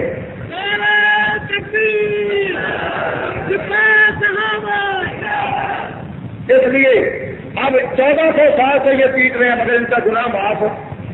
میرا دعویٰ ہے 1 سال ساتوں پٹوا لو. 1 سال ساتوں گناہ ختم ہو نہ ہو ایک ختم ہو جائیں گے. گناہ ختم ہو نہ ہو یہ تو ختم ہو جائیں گے. یہ ہماری التماس ہے حکومت سے. اگر حکومت یہ ہماری التماس نہیں مانتی تو پھر آپ کا خود ہی کچھ کام نہیں ہے. ہم خود ہی کچھ تو ہم اپنی انتظامیہ سے کہتے ہیں یہ اکبر پورا کا جلوس, یہ عباس پورا کا جلوس, یہ دوسرے تیسرے آپ کو ہی بند کرانے تو کرا لو, ورنہ پھر اسی انشاءاللہ سارے گناہوں کی معافی کرا دیں گے. اور اگر یہاں کے شیعہ کے گناہ تو زیادہ ہی ہو گئے ہیں. حسین کو قتل کرنے کے بعد انہوں نے حسین کے نام لیوا حق نواز کو شہید کر دیا. حسین کے قتل کے بعد اظہار قاسمی شہید کر دیا. حسین کے قتل کے بعد مشتاق سیار شہید کر دیا. حسین کے قتل کے بعد سید طارق شہید کر دیا. حسین کے قتل کے بعد رشید مدنی شہید کر دیا. اس لیے گناہ زیادہ ہو گئے. ایک دن میں انہوں نے حید سے بھیج دیا. ان کو ایک دن کے لیے حید پر ایسے گناہ دھوئیں گے کہ ہیڈ پر پانی سے صاف ستھرے کر کے باہر نکالیں گے. انشاءاللہ غسل بھی دیں گے اور نچوڑیں گے. اور یہ دیکھ کر دیتے ہیں کہ غسل دینے سے نہیں مریں گے, نچوڑتے ہوئے مر گیا تو حالت مرا رہے. ایک آدمی تھا نا تو اس نے دیکھا کہ کیا ہو رہا ہے. ایک آدمی بلی کو غسل دے رہا ہے. اس نے کہا سردی کے دن ہے اس کو غسل نہ دے مر جائے گی. میں نے کہا جا میں اپنی بلی کو غسل دے رہا ہوں, تو کون ہوتا ہے روکنے والا؟ میں نے کہا ٹھیک ہے. واپس آیا تو بلی مری پڑی تھی. اس نے کہا میں نے روکا نہیں تھا. اس نے کہا نہیں غسل سے نہیں مری, نچوڑنے سے مری ہے. نچوڑنے سے مری ہے. اس لیے ہم حکومت سے کہتے ہیں ہیڈ پر ان کو بھیج دو اور ہمیں بھی بھیج دو. غسل دے دیں یہ ٹھیک ٹھاک, لیکن اگر نچوڑنے سے مر گیا تو ہماری ذمہ داری نہیں ہے.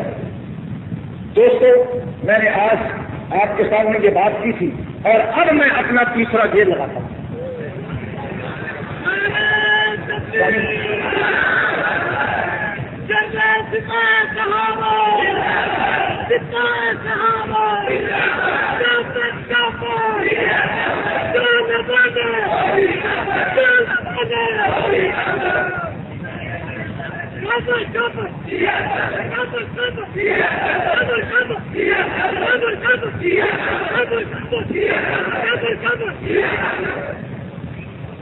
اب میں اپنی بات کرتا ہوں.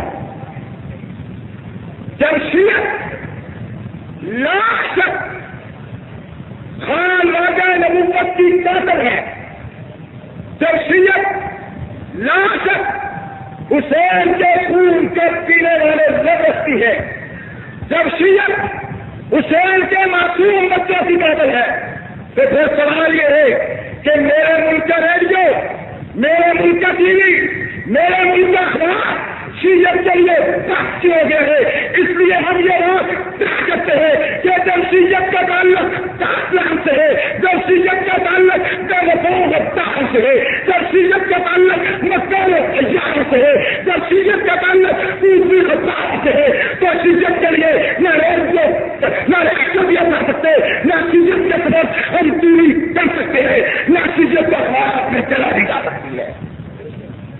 اس لیے جب تک پاکستان میں سپاہی صحابہ شیعت کے ہاتھوں سے حسین کا نام نہاد پرچم چھین کر اپنے ہاتھوں میں لے نہیں لیتی, اس وقت تک ہم آرام سے بیٹھیں گے. اب میں وہ بات کرتا ہوں. مولانا حق نواز شہید سب کا بھی رحمت اللہ علیہ, انہوں نے اپنی ایک تقریر میں فرمایا تھا کہ یکم محرم کا جلوس بھی نکالیں گے, 18 ذی الحجہ کا نکالیں گے, 22 جمادی الثانی کا نکالیں گے اور 21 رمضان کا نکالیں گے حضرت علی کی شہادت پر. اور پھر یہ فرمایا تھا ہم بھی حسین کے, بلکہ ہم ہی حسین کے ماننے والے 9ویں اور 10ویں کو بھی ہم جلوس نکالیں گے. 9ویں اور 10ویں کو بھی ہم جلوس اس لیے انشاءاللہ العزیز آپ کے توسط سے آپ کی یہ بات, آپ کا یہ سینس, آپ آپ کا یہ سنجیدہ، یہ آپ کا شعور اور آپ کی یہ فکر، آپ کا یہ ذہنی طور پر تیار ہونے والا اس وقت جو تاثر ہے، اسی کے اثر سے جماعت میں رکھا جائے گا انشاءاللہ العزیز۔ اگر جماعت کی شورا نے یہ بات پاس کر دی اور ان کا مووی کو بھی جلوس نکالیں گے تو چیزیں جلوس نکالیں گے۔ تمہارا ایک اشارہ، تمہارا ایک اشارہ، اس جلوس کا مطلب کیا ہوگا؟ اس جلوس کا مطلب کیا ہوگا؟ اس کا مطلب چھٹی نہیں ہوگا، چھٹی تو پہلے سے۔ اس کا مطلب یہ ہوگا کہ ہمیں ٹی وی پہ بیان کرنے دو کہ حسین کا قاتل کون ہے۔ اس جلوس کا مطلب یہ ہوگا ہمیں گلی کوچے میں بتلانے دو کہ حسین کا قاتل کون ہے۔ اس جلوس کا مطلب یہ ہوگا ہمیں اخبارات میں، ہمیں ریڈیو میں ٹائم دو۔ اس جلوس کا مطلب ہوگا ہمیں چوک چوک پر، چراہے چراہے پر یہ قوم کو پیٹتی ہے، ہم اپنے ہاتھ میں حسینیت کا جھنڈا لے کر چوکوں میں، چراہوں میں، گلیوں میں، کوچوں میں، دریاؤں میں، صحراؤں میں، میدانوں میں، ایوانوں میں یہ بات دستک بیان کریں گے کہ 1400 سال سے جس حقیقت میں پردہ پڑا رہا ہے، 1400 سال سے منافقت تجربہ فروغ کا پردہ چلا کر اپنے آپ کو محبان حسین، شیعان حسین کے نام سے جو مبارک کراتی رہی ہے، یہ تجر ہے، یہ فریب ہے، یہ چیز ہے جو چاہنے میں شیعت کے قتل کی حفاظت کو عام کیا جائے گا۔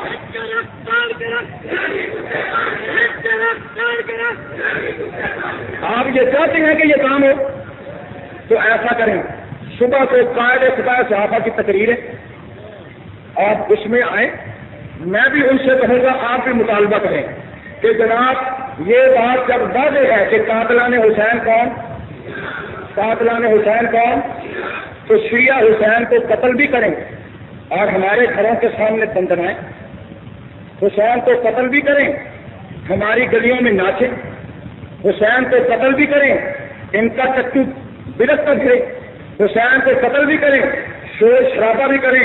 یہ بات سپاہ صحابہ کو برداشت، یہ بات سپاہ صحابہ کو برداشت، یا تو ہمارے ساتھ بات کرو، آؤ ریڈیو ٹی وی پہ ہمیں وقت دو، ہم ریڈیو ٹی وی پہ ثابت نہ کریں کہ شیعہ حسین کا قاتل ہے، ہمیں گولی مار دو، ہمارا مناظرہ کرو، مباحثہ کرو، ایوان میں کرو، اخبارات میں کرو، تم جا کے ہمارے ساتھ مناظرہ کس سے ہو؟